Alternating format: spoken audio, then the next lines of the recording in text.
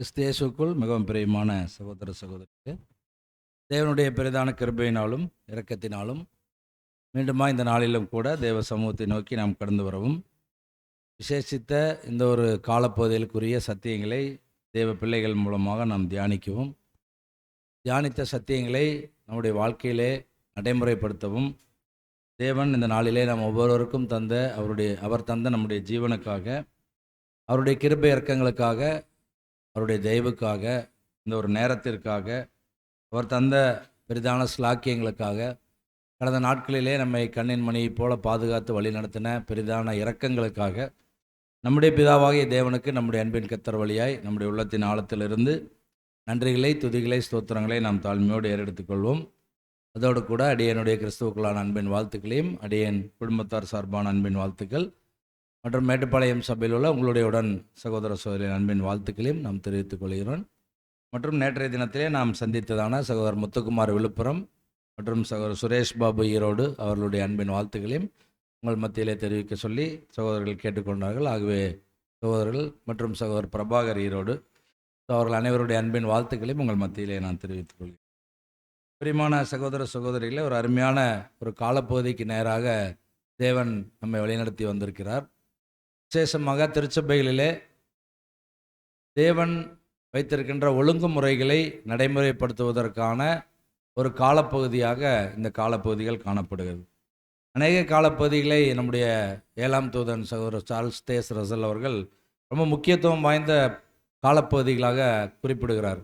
அதில் முதலாவது பார்க்கும்போது கர்த்தருடைய பந்தியிலே பங்கெடுத்தல், பாஸ் ஓவர். அடுத்ததாக பார்க்கும்போது இந்த ஒரு எலெக்ஷன், ஸ்பிரிச்சுவல் எலெக்ஷன். இந்த காரியங்களை தான் சகோதரர்கள் என்ன பண்ணுறாருன்னா ரொம்ப முக்கியத்துவம் வாய்ந்த காரியங்களாக குறிப்பிடுகிறார். ஆகவே தான் அதுக்கு தனியாக ஒரு ஆர்டிக்கிளே கொடுத்துருக்கிறார். நீங்கள் இது தமிழ்லேயே இருக்குது, ரீஃபரன்ஸ் 1889 அண்டு ரீஃபரன்ஸ் 1890. இந்த 2 ஆர்டிக்கிளும் நீங்கள் எடுத்து பார்த்தீங்கன்னா சகோதரர் இந்த ஒரு பாடம் தான் அங்கே கொடுத்துருக்கிறார். ஸோ டீசன்ட்லி அண்ட் இன் ஆர்டர்லி, சகலமும் நல்லொழுக்கமாயும் கிரமமாயும் நடக்க கடவுது. ஸோ நம்ம ஆதார வசனம் வாசிக்க கேட்கலாம். 1 கொரிந்தியர் 14ஆம் அதிகாரம் 40ஆம் வசனம்.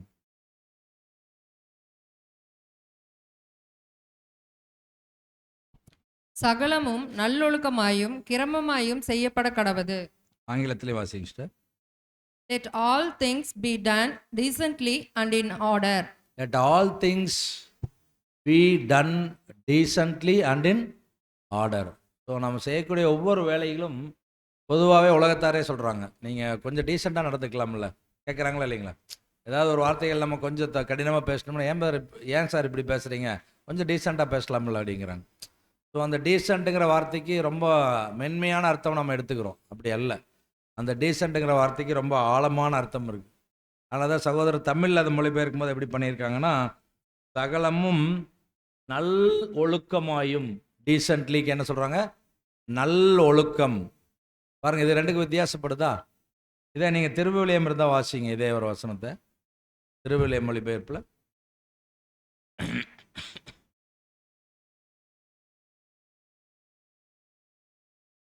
1 கொரிந்தியர் 14ஆம் அதிகாரம் 40ஆம் வசனம். ஆனால் அனைத்தும் பாங்காகவும் ஒழுக்கமாகவும் நடைபெற வேண்டும். ஆனால் அனைத்தும் பாங்காகவும் ஒழுக்கமாகவும் நடைபெற வேண்டும். ஸோ ஒழுங்கு, ஒழுக்கம் ரொம்ப முக்கியமாக அங்கே ஸ்ட்ரெஸ் பண்ணுறார். அடுத்தது பாங்கு. பாங்குனா நம்ம தமிழில் என்ன சொல்லுவாங்க? தமிழ் வார்த்தை தான் கஷ்டம், இங்கிலீஷ் ஆக்சுவலாக ஈஸி, நம்ம முதல்ல பார்த்துருக்கோம். பாங்குனா நம்ம என்ன சொல்லுவோம்? ஒருத்தருடைய மனப்பாங்கு, அவங்களுடைய மனதினுடைய எண்ணம், மனப்பாங்கு, இப்படி திங்க் பண்ணுறாங்க இல்லைங்களா, அவங்களுடைய திங்கிங் தான் என்ன சொல்கிறோன்னா மனப்பாங்குன்னு சொல்கிறோம். ஸோ இங்கே என்ன சொல்கிறாருன்னா, சகலத்தையும் நீங்கள் எப்படி பண்ணுங்கன்னா பாங்காயும் அண்டு ஒழுக்கமாயும் அந்த மாதிரி செய்யுங்க அப்படிங்கிறது. So orderly and in decently. நீங்கள் இதை வந்து நம்ம ஒருவேளை டைக்லாட் மொழிபெயர்ப்பில் நம்ம பார்த்தோம்னா எப்படி இருக்குதுன்னா,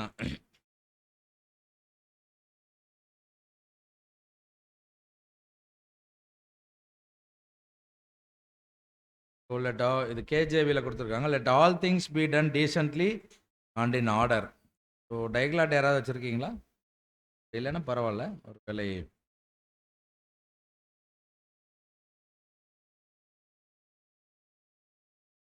ஆனால் நம்ம வெவ்வேறு மொழிபெயர்ப்புகள் பார்க்கும்போது அதனுடைய துல்லியமான அர்த்தம் நம்ம புரிஞ்சு கொள்ள முடியும். அதனால தான் அந்த வெவ்வேறு மொழிபெயர்ப்புகளுக்குள்ள நம்ம போகிறோம்.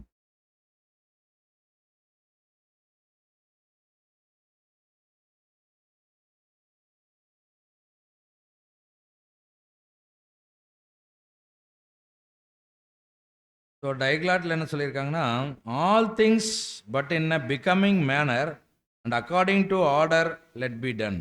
ஆல் திங்ஸ், அனைத்து காரியங்களும், பட் இன் பிகமிங் மேனர், வரக்கூடிய காரியங்களாக இருந்தாலும் சரி, செய்யக்கூடிய விஷயங்கள் எல்லாமே becoming manner and according to order, எல்லாமே எப்படி இருக்கணும்? ஆர்டராக இருக்கணும், ஒரு ஒழுங்கு காணப்பட வேண்டும். சபையில் செப்பல் வந்து வைக்கிறாங்க பாருங்கள், அதுலேயே அந்த ஒழுங்கு பார்ப்பாங்க. வேறு சபையிலலாம் பார்த்தீங்கன்னா அப்படி கரெக்டாக கொண்டு வந்து செப்பல்ஸ் வந்து கரெக்டாக ரேக்கில் அடுக்கி வைப்பாங்க. நம்மளை மாதிரி லெஃப்ட் ஒரு செப்பல், ரைட்டில் ஒரு செப்பல் போட்டு போக மாட்டாங்க. ஸோ கரெக்டாக, ஏன்னா சின்ன சின்ன விஷயங்களில் அந்த ஒழுங்கு கவனிக்கப்படுகிறது. ஆனால் அது வந்து சத்தியம் சார்ந்த ஒழுங்கானா, சத்தியம் சார்ந்த ஒழுங்கு தான், ஆனால் அவைகள் மாத்திரம்தான் அவங்களுக்கு தெரியும். ஆனால் அதற்கு மேலான ஒரு ஒழுங்கை பற்றி இங்கே பேசுகிறார். சரிங்களா? இங்கே பேசக்கூடிய ஒழுங்கை பற்றி நம்ம பார்க்கலாம். எதை வந்து சகலமும் நல்லொழுக்கமாயும் கிரமமாயும் செய்ய கிடவுதுன்னு சொல்கிறாரு. அந்த சகலமும்னு ஒரு வார்த்தையை சொல்கிறார் இல்லைங்களா? நீங்கள் தமிழ் வேதாகமத்தில் பார்த்தோம்னா சகலமும், இந்த சகலமும்ல என்னென்னலாம் வரும்? ஆங்கிலத்தில் பார்த்தீங்கன்னா லெட் ஆல் திங்ஸ், என்னெல்லாம் வரும்? எதெல்லாம் வந்து ஒழுக்கமாக அல்லது ஒழுங்காக செய்யணும்னு சொல்கிறார்? Let all things. Let all திங்ஸில் எல்லாமே வரும், சகலமும். இப்போ நம்ம ரோமரில் வாசிக்கிறோம் இல்லைங்களா, அவருடைய பிள்ளைகளுக்கு சகலமும், அந்த சகலத்தில் என்னெல்லாம் வரும்? நன்மையும் வரும். அது கவனிச்சு பாருங்க, சகலமும் நன்மைக்கு ஏதுவாக. அப்போ தீமையும் தேவன் எதுக்காக தான் நம்ம வாழ்க்கையில் அனுமதிக்கிறார்? சகலமும் நன்மைக்கு ஏதுவாக. ஆனால் அதை நம்ம புரிந்து கொள்வதற்கு நம்முடைய மூளையின் திறன் பத்தாது. அதனால தான் ஏன் இந்த தீமை என்னுடைய வாழ்க்கையில் தேவன் அனுமதித்தார் என்பதை நம்மளால் அநேக நேரங்களில் புரிந்து கொள்ள முடியறதில்லை. உலகத்திலேயே இருக்கக்கூடிய விஞ்ஞானிகளில் அதிகபட்சமாக ஆராய்ச்சி செய்தவர் யாருன்னு பார்க்கும்போது உங்களுக்கு தெரியும், ஐன்ஸ்டைன். அவருடைய கோட்பாடு நீங்கள் எல்லாரும் ஸ்டூடெண்ட்ஸ் எல்லாம் படிச்சிருப்பீங்க இல்லையா? அவருடைய கோட்பாடு என்னது? அந்த ஃபார்முலா என்னது? சயின்ஸ் குரூப் யாருமே இல்லையா? அவருடைய அந்த ஃபார்முலா என்ன சொன்னாருங்க? E = mc². அதுக்கு பேர் என்னதுங்க? இந்த E = mc²க்கு பேர் என்னது? அதுக்கு பேர் வந்து ரிலேட்டிவிட்டி தியரி. அதுக்கு பேர் என்னது? Relativity theory. ஸோ ஐன்ஸ்டீனுடைய ரிலேட்டிவிட்டி தியரி ஒன்றுக்கு ஒன்று தொடர்புடைய தியரி. ஸோ அதெல்லாம் அவர் எதுலேருந்து தான் எடுத்தார்னு பார்த்தீங்கன்னா பைபிள்லேருந்து தான் எடுத்தார். அவர் ஒரு யூதர். அவர் எடுத்தது எல்லாமே வேதாகமத்தில் இருந்தான். கடைசியாக சர் ஐசக் நியூட்டன் அவரும் அதான் சொன்னார், நான் வேதத்திலிருந்து தான் அநேக காரியங்களை கற்றுக்கொண்டேன். அப்போ அந்த E = mc² இன்னைக்கு வரைக்கும் அந்த ஐன்ஸ்டீன் புரிந்து கொண்ட அளவுக்கு அவர்னாலேயே மற்றவங்களுக்கு அதை விளக்க முடியலைங்கிறாங்க. அதாவது ஐன்ஸ்டீன் அந்த E = mc² தற்சார்பு கொள்கையை எப்படி அவர் புரிந்து கொண்டாரோ, அவர் புரிந்து கொண்ட விதமாக மற்றவர்களுக்கு அவராலேயே விளக்கி சொல்ல முடியல. ஏன்னா அந்த அளவுக்கு அது காம்ப்ளிகேட்டடு தியரி, ரிலேட்டிவிட்டி தியரி. அப்போ அவர்னாலேயே விளக்கி சொல்ல முடியலன்னா அவர் வந்து மூளையை எவ்வளோ % யூஸ் பண்ணியிருக்காருன்னு அறிவியல் ஆராய்ச்சியாளர்கள் அல்லது விஞ்ஞான ஆராய்ச்சியில் சொல்கிறாங்கன்னா 2% யூஸ் பண்ணியிருக்காரு. அவருடைய மூளையினுடைய எத்தனை பகுதி யூஸ் பண்ணியிருக்காருங்க? 2%. இப்போ நம்ம எவ்வளோ % யூஸ் பண்ணியிருக்கிறோம்னு நினைக்கிறீங்க? ஜஸ்ட் 1ங்கிறாங்க. 1ங்களா? 1 சொன்னீங்களா? இல்லை கை இப்படி வச்சதுனால எனக்கு 1ன்னு தெரிஞ்சிச்சு. எவ்வளோ % யூஸ் பண்ணியிருக்கிறோம் நம்ம? ஜஸ்ட்டு சொல்கிறாங்க, நம்ம ஒன்றும் யூஸ் பண்ணவே ஆரம்பிக்கல பார். அதுதான் ட்ரூத், அதுதான் உண்மை. நம்ம ஒன்றும் மூளையில் என்ன பண்ணவே ஆரம்பிக்கல, யூஸ் பண்ண. ஏன்னா மூளையை யூஸ் பண்ண ஆரம்பித்தோம்னா நிறைய படிச்சிருப்போம். நிறைய படிச்சிருந்தோம்னா நிறைய விஷயங்களை கற்றுருப்போம். நிறைய விஷயங்களை கற்றுக்கொண்டிருந்தோம்னா அந்த விஷயங்களை நடைமுறைப்படுத்தியிருப்போம். அந்த விஷயங்களை நடைமுறைப்படுத்தி இருந்தோம்னால் கர்த்தருடைய சாயலாக இருப்போம். கர்த்தருடைய சாயலாக இருந்திருப்போம்னா இந்த ஹால்குள்ளே இருந்திருக்க மாட்டோம்.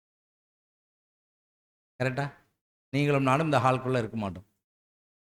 ஸோ அதுதான் ரொம்ப முக்கியமான காரியம். அதனால தான் இங்கே என்ன சொல்கிறாருன்னா, சகலமும் நல்லொழுக்கமாய், எல்லாமே எவ்ரிதிங் இன் ஆர்டர். வேறு இந்த விஷயத்தில் கொஞ்சம் நான் விலகி கொஞ்சம் ரிலாக்ஸ் பண்ணிக்கிறேன் பாருனோ. அதான் ஏற்கனவே நம்ம எல்லா பாடங்களையும் பார்த்துருக்குறோம். There is no compromise in the almighty god's rules and regulations. அவர் வைத்திருக்கிற திட்டங்களிலும் அல்லது அவர் வைத்திருக்கிற அந்த ரூல்ஸ்லாம் நம்ம தமிழில் என்ன சொல்லுவோம்? என்ன பாருங்க, தமிழ் வார்த்தைகள் தான் கிடைக்க மாட்டேங்குது. இங்கிலீஷ் ரூல்ஸ், விதிகள், ரெகுலேஷன்ஸ், கோட்பாடுகள் சொல்லலாம் இல்லைங்களா? ஸோ அப்போ அந்த விதிகளையும் கோட்பாடுகளையும் தேவன் யாருக்காகவும் ஒருபோதும் என்ன பண்ண மாட்டார், மாற்ற மாட்டார், வளைந்து கொடுக்க மாட்டார்.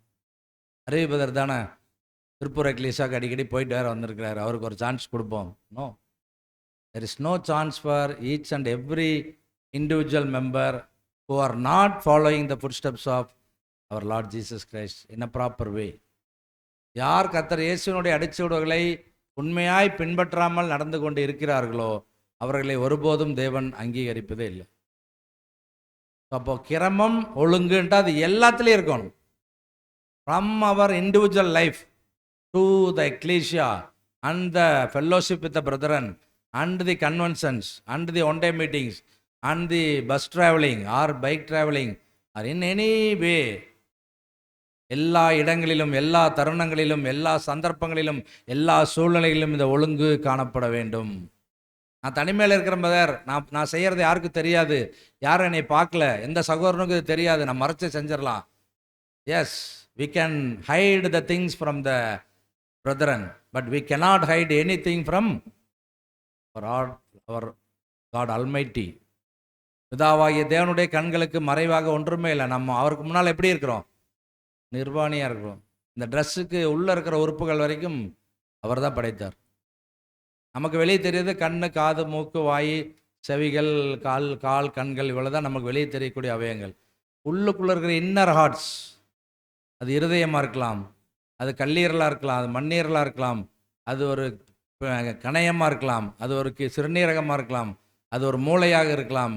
எந்த பாகமாக இருந்தாலும் எல்லாவற்றையும் தேவன் தான் உருவாக்குனார். அதனால தான் சொல்கிறார், நீ மண் என்று நான் அறிந்திருக்கிறேன், உன்னை பற்றி எனக்கு எல்லாம் தெரியும், நீ எதுவும் என்கிட்ட சொல்ல வேண்டியதில்லை, பட் நீ எப்படி நட அப்படின்னு நம்மகிட்ட சொல்கிறாருன்னா, you should follow the footsteps of என்னுடைய மகன், my son Lord Jesus Christ in a proper way. இந்த இடத்துல அண்டர்லைன் பண்ண வேண்டிய வார்த்தை ப்ராப்பர். மிகச்சரியான புரிந்து கொள்ளுதலோடு, மிகச்சரியான ஒரு எப்படி சொல்லலாங்க, ஒரு புரிதலோடு இந்த ஒரு ஓட்டத்தில் ஓடணும். முதல் புரிதல் நமக்கு அவசியம். ஏன் வந்திருக்கிறோம்? ஏன் கிறிஸ்தவராக பிறந்தோம்? எத்தனையோ உலகத்தில் மதங்கள் இருக்குது, மார்க்கங்கள் இருக்குது. ஏன் நம்மை கிறிஸ்தவராக தேவன் தேர்ந்தெடுத்தார்? நம்ம ஒரு புத்த மார்க்கத்தில் பிறந்திருக்கலாம், சமண மார்க்கத்தில் பிறந்திருக்கலாம், அல்லது புரஜாதி மார்க்கத்தில் பிறந்திருக்கலாம், ஈவன் ஜூவா கூட பிறந்திருக்கலாம். ஏன் நம்ம அங்கெல்லாம் பிறக்க வைக்காம ஒரு கிறிஸ்தவராக தேவன் பிறக்க வைத்தார்? அல்லது நீங்கள் வேற மார்க்கத்தில் இருந்தாலும் ஏன் கிறிஸ்துவை ஏற்றுக்கொள்ள வைத்தார்? அங்கே தான் பாயிண்ட் இருக்கு. சேஷித்த காரியங்கள் அதில் தான் இருக்கு. அதனால தான் நம்ம லிடியா பாடத்தில் கூட பார்த்தோம் இல்லைங்களா, அவருடைய பவுல் சொல்லியவைகளை கேட்கும்படி கர்த்தர், நீங்கள் தான் முடிக்கணும், கர்த்தர் அவளுடைய இருதயத்தை திறந்தருளினார். அதுதான் இங்கே பிரதர் கமெண்ட்ரியில் என்ன கொடுக்குறாருன்னா, எஸ், சகலமும்னா எல்லாமே வருது, but especially the selection of elders, especially the selection of elders. எல்லா காரியங்களும் ஒழுங்கோடும் கிரமத்தோடும் ஒழுக்கமாகவும் செய்யப்பட வேண்டும் என்பது உண்மைதான். அதில் எஸ்பெஷலின்னு என்ன சொல்லுவோம்? விசேஷமாக த செலெக்ஷன் ஆஃப் எல்டர்ஸ், மூப்பர்களை தேர்ந்தெடுக்கக்கூடிய விஷயத்தில் மிகவும் கவனமாயும் ஒழுங்காயும் கிரமமாயும் இது செய்யப்பட வேண்டும். அதுக்கப்புறம் என்ன சொல்றான்னு பாருங்க, each one should learn to attend to his own business. Each one should learn என்னதுங்க? கற்றுக்கொள்ளுதல். ஒவ்வொருவரும் நம்ம கற்றுக்கொள்ளணும். என்ன கற்றுக்கொள்ளணும்னா, to attend to his own business.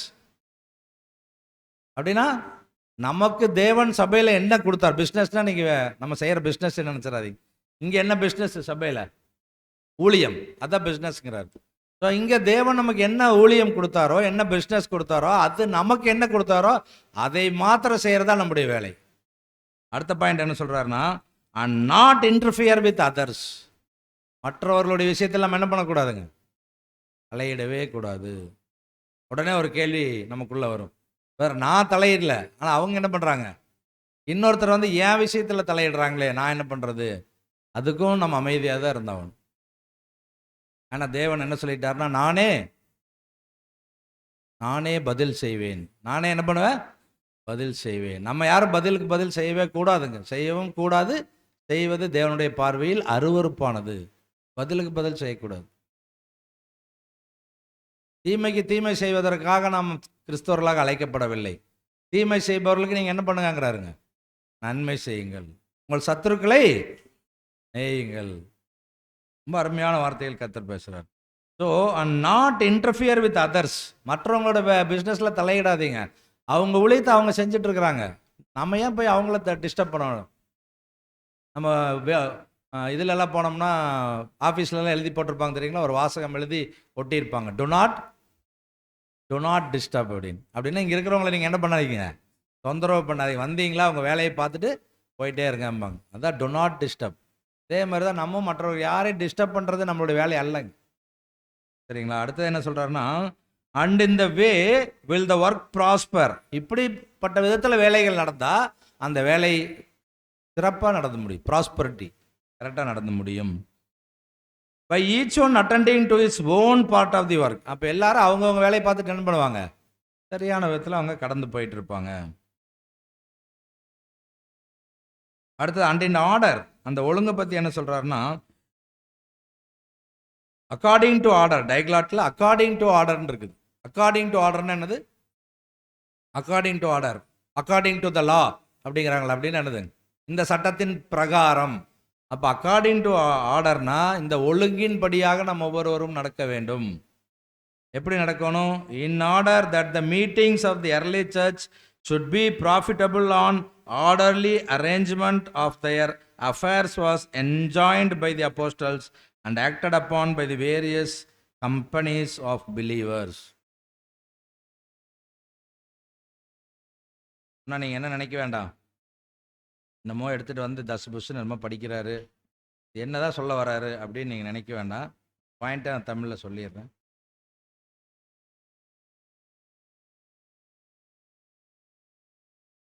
இப்போ என்ன சொல்கிறாருன்னா, ஒருவரை ஒருவர் நன்கு அறிந்து கொள்வதன் மூலம். இப்போ சபையில் இருக்கிறவங்க முதல்ல ஒருவர் என்ன பண்ணணுமாம்மா, நன்கு அறிந்து கொள்ளணுங்க, புரிந்து கொள்ளணும். அறிந்து கொண்டதன் மூலம் அவர்கள் ஒருவருக்கொருவர் சுமைகளை தாங்கிக் கொள்ளவும். ஒருத்தர் பாரத்தை என்ன பண்ணணும், அதான் சொல்றார் அப்போஸ்தலர், இப்படியாக ஒருவர் பாரத்தை ஒருவர் சுமந்து கிறிஸ்துவின் பிரமாணத்தை என்ன பண்ணுங்க, நிறைவேற்றுங்கள்ங்கிறார். ஒருவர் பாரத்தை என்ன பண்ணணுமாமா?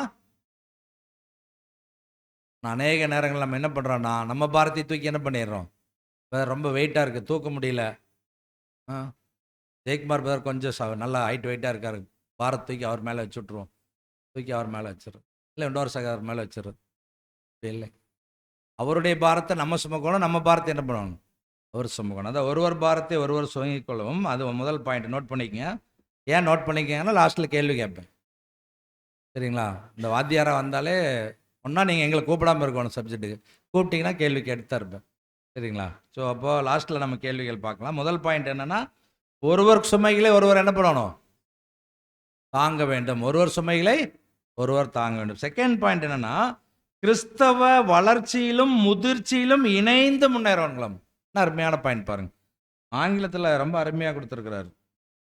கிறிஸ்டியன் லைஃப்பில் எப்படி போகணும், டெவலப் ஆகணும்னு சொல்கிறாருன்னா, எடிஃபிகேஷன் சொல்கிறாரு. Edification, dignity, sobriety and solemnity. வார்த்தைகள் பாருங்கள், டிக்னிட்டி, சாப்ரிட்டி அண்ட் சால்மனிட்டி. அதாவது என்ன சொல்கிறாருன்னா, ஒருவருக்கொருவர் பாரத்தை தாங்கிறது மாத்திரமல்ல, கிறிஸ்தவ வளர்ச்சியிலும் முதிர்ச்சியிலும் இணைந்து முன்னேறவனுங்களாம். இணைந்துன்னா ஒருமித்த இசைந்த ஆத்துமாக்களாய் நம்ம முன்னேறி போகணும். எதில்? கிறிஸ்தவ வளர்ச்சி, கிறிஸ்தவ முதிர்ச்சி. கிறிஸ்தவ வளர்ச்சி என்னென்ன? ஆவியின் கனிகளில் வளர்ச்சி அடைய வேண்டும். ஆவியின் கனிகள் எவ்வளோ இருக்கு? ஆவியின் கனிகள் எவ்வளோ இருக்கு? பைபிளில் 9 தான் இருக்கு. ஓகே, அதுக்கு மேலேயும் நிறைய தேவன் கொடுத்துருக்கிறார். ஆனால் அப்போஸ்தலர் அந்த 9 கனிகளை கொடுத்துருக்கிறார். இந்த 9 கனிகள் மாத்திரமல்ல, அதற்கு மேற்பட்ட கனிகளிலும் நம்ம என்ன பண்ணோம்னா நம்ம ஆவியின் கனிகளில் கிறிஸ்தவ வளர்ச்சியில் வளரணும். முதிர்ச்சின்னு என்ன? மெச்சூரிட்டி. அருமையான வார்த்தை சகோதரர் சொன்னார்.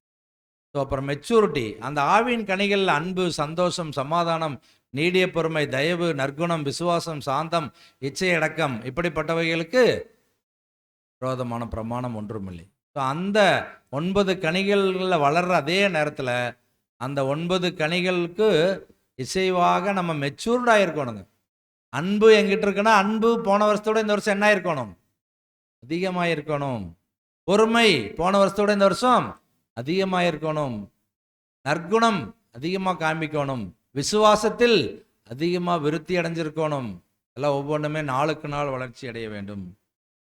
இப்படிதான் ஆதி சபை இருந்துச்சுங்கிறாங்க. எர்லி சர்ச், ட்ரூ சர்ச், அவங்கள தான் ஆதி சபைங்கிறாங்க. ஆதி சபைகளில் 7 சபைகள் இருந்துச்சுங்களா? 8 சபைகள் இருந்ததா? 9 சபைகள் இருந்ததா? எவ்வளோ சபைகள் சகோதரி? ஒரே சபை தாங்கிறாங்க இல்லைங்களா? சரி, ஒருவேளை ஏதத்தில் வெளிப்படுத்தலில் கொடுத்துருக்கிற சபைகளை ஆர்டர் பண்ண எப்படி பண்ணுவீங்க? Ephesus, Smyrna, Ephesus, Smyrna, Pergamum, Thyatira, Sardis, Philadelphia, Laodicea. Thank you sister. ஏன்னா நான் மறந்துட்டேன், அதனால தான் உங்களுக்கு பின்னாலேயே நான் சொல்லிகிட்டே வந்தேன். ஸோ பாருங்கள், அந்த 7 சபைகள் காலப்பகுதியில் இருக்குது. ஆனால் அந்த 7 சபையில் இருந்த சகோதர சகோதரிகள் எப்படி இருந்திருக்காங்கன்னா, காலப்பகுதிகள் வேற, 7 சபையின் காலப்பகுதிகள் வேற, 7 சபைக்கான தூதர்கள் வேற, 7 சபைக்கான வெளிச்சங்கள் வேற. ஆனால் 7 சபையில் இருந்த சகோதர சகோதரிகளுடைய அந்த வளர்ச்சி எப்படி இருந்துச்சாங்கன்னா, இசைந்த ஆத்துமாக்களாய், ஒன்னஸ் இன் மைண்ட். அதனால தான் கர்த்தர் இயேசு சொல்கிறார், நானும் பிதாவும் ஒன்றாய் இருக்கிறது. நல்லா நம்ம பேசிக்கலாம், நம்ம இதை கற்றுருப்போம். நானும் பிதாவும் ஒன்றாய் இருக்கிறோம் தான் சொல்லியிருக்காரு ஒழிய நானும் பிதாவும் ஒருவராய் இருக்கிறோம் சொல்லு. ஒன்றாயிருத்தல் என்பது வேறு, ஒருவராயிருத்தல் என்பது வேறு. அப்போ இப்படியாக முன்னேற முடிந்தது ஆதிசபை. எதில்? கிறிஸ்தவ வளர்ச்சியிலும் கிறிஸ்தவ முதிர்ச்சியிலும். இதற்கன்ற ஆற்றலை யார் கொடுத்துருக்கான்னு பார்த்தீங்கன்னா, பிதாவாகிய தேவன் அவங்களுக்கு கொடுத்துருக்கிறாரு. Taking part in edifying and building up the body of Christ. கிறிஸ்துவின் சரீரத்தை வளர்த்தெடுப்பதற்கு அங்கே என்ன பண்ணியிருக்கிறாங்கன்னா, அந்த ஒரு எடிஃபிகேஷன் ஒர்க் அங்கே நடந்திருக்குது. அதே வேளையில் ஒழுங்கான நடைமுறைகளை அப்போஸ்தலரின் அறிவுரைகள் மூலம் ஆதி சபைகளுக்கு தேவன் கொடுக்கிறார். வெறுமனே கிறிஸ்தவ வளர்ச்சியில் மட்டும் வளர வைக்கலைங்க. அதோடு கூட என்ன பண்ணாருன்னு பார்க்கும்போது, அப்போஸ்தலர்களுடைய அறிவுரைகளை நடைமுறைப்படுத்த சொல்லி ஆதி சபைகளுக்கு கொடுத்தார். எல்லா சபைகளும் வெளிப்படுத்தின விசேஷத்தில் யோவான் எழுதின வெளிப்படுத்தின சுவிசேஷத்தில் ஒவ்வொரு சபைக்கும் ஒன்று சொல்கிறார், நீ ஆதியிலே இருந்த அன்பை விட்டு விட்டாய்ங்கிறாரு. அதே மாதிரி நீ அனலும் இல்லாமல் குளிரும் இல்லாமல் நீ வெதுவெதுப்பாக இருந்தாயானால் உன்னை என்ன பண்ணி போடுவேன்? வாந்தி பண்ணி. இப்போ ஒவ்வொரு சபைக்கும் ஒவ்வொரு விதமான விஷயங்களை அங்கே சொல்லிட்டு வர்றார். அப்போ அதே போல தான் கடைசி கால சபைகளுக்கும் அங்கே இருக்குப்பா. அப்போ அறிவுரைகள் இருக்குது. அறிவுரைகள் அதுக்கு மாத்திரம் தானான்னு பார்க்கும்போது, வேற எதுக்கு கொடுக்குறாருன்னு பார்க்கும்போது,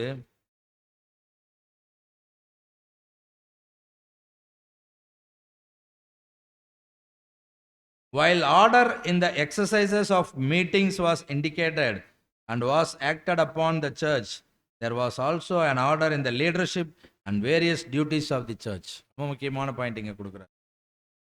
என்ன பாயிண்ட் சொல்கிறாருன்னா, and order in the leadership and various duties of the church. லீடர்ஷிப்னா என்னது? Leader. who is a leader? தலைமைத்துவம் ஏற்று நடத்துபவர். நீங்கள் எல்லாருக்குமே தெரிஞ்சிருப்பீங்க, லீடர்னு ஒருத்தர் இருக்கார், பாஸ்ன்னு ஒருத்தர் இருக்கார். யாரும் ஒருத்தர் சொல்ல முடியுமா? What is the difference between leader and boss? ஒரே வார்த்தையில் சொல்லணும். What is the difference between leader and boss? ஒரு வார்த்தையில் சொல்லணும். இங்கிலீஷ்ல சொல்லுங்க. பாஸ் இது பண்ணுவார், லீடர் இது பண்ணுவார், அவ்வளோதான். சிங்கிள் வேர்டு தான் அது. எனக்கு தெரிஞ்சனால நான் சொல்கிறேன், உங்களுக்கு தெரிஞ்சதே நீங்கள் சொல்லலாம். பாஸ் ரூல்ஸ் போடுறாரு, லீடர் வழி நடத்துவார். வெரி குட் பதர். ஆன்சர் 99.99% சொல்லிட்டார். So boss dictates and leader guides. Boss dictate and leader guides. முதலாளி அல்லது பாஸுங்கிறவங்க டிக்டேட் பண்ணுவாங்க, எதேச்ச அதிகாரம் செலுத்துவாங்க ஜனங்கள் மேலே. ஆனால் இவர் என்ன பண்ணுவார்? லீடர் வழி நடத்துவார், கைட் பண்ணுவார், வழி நடத்துவார். அதான் டிஃபரன்ஸ். ஸோ கிறிஸ்து நமக்கு பாஸ் இல்லை, கிறிஸ்து நமக்கு என்னவா இருக்கிறார்? வழிகாட்டியா இருக்கார், லீடர். அதனால தான் சொல்றார், நானே வழி, நானே சத்தியம், நானே ஜீவன். வழிகாட்டி. He is not a boss for us, he is a leader for us, he is a priest for us, he is a guide for us. எல்லாமே அவர் நமக்காக இருக்கிறார். அதான் ரொம்ப முக்கியமான பாயிண்ட். அப்போ சபை கூட்டங்களிலும் என்ன இருக்கணும்னு சொல்றாருன்னா, இந்த நம்ம பார்த்த இந்த பாயிண்ட்ஸ் நம்ம பார்த்த இல்லைங்களா, லீடர்ஷிப் அண்ட் வேரியஸ் டியூட்டிஸ் இந்த சர்ச். சபையில் கூட்டங்களில் நிறைய டியூட்டிஸ் இருக்குது. என்னென்ன டியூட்டிஸ் இருக்குது? இத்தனை நாள் சபைக்கு நீங்கள் எல்லாரும் வந்திருக்கீங்க, சபையில் என்னென்ன டியூட்டிஸ் இருக்குன்னு யாராவது ஒழுங்குபடுத்துங்க பார்க்க, அந்த ஆர்டரில் சொல்லுங்க பார்க்கலாம். என்னென்ன டியூட்டிஸ் இருக்குது சபைக்கு? ஞாயிற்றுக்கிழமை வர்றதே எனக்கு பெரிய டியூட்டி, கரெக்டாக வந்துடுறேன், அந்த டியூட்டி இல்லை. என்னென்ன டியூட்டிஸ் இருக்குது? சபையை க்ளீன் பண்ணலாம், அப்புறம் வரக்கூடிய சகோதரர்களை வரவேற்று ரிசீவ் பண்ணி உபசரித்து அவர்களை வழி அனுப்பி அவர்களுக்குரிய தேவைகளை கவனித்து அனுப்புறது, ஒன் டே மீட்டிங்ஸ் வைப்பது, ஸ்பிரிச்சுவல் கூட்டங்கள் நடத்துவது, வாலிப பிள்ளைகளுக்கான வளர்ச்சிக்கேற்ற கூட்டங்களை நடத்துவது, அறுவடை சத்தியங்களை செய்வது இல்லைங்களா, சகோதரிகளுக்கான கூடுகைகளை ஏற்படுத்துவது சரிங்களா, ஆன்லைன் கூட்டங்களை ஏற்படுத்த நிறைய எக்ஸட்ரா நிறைய சொல்லிட்டு போகலாம்.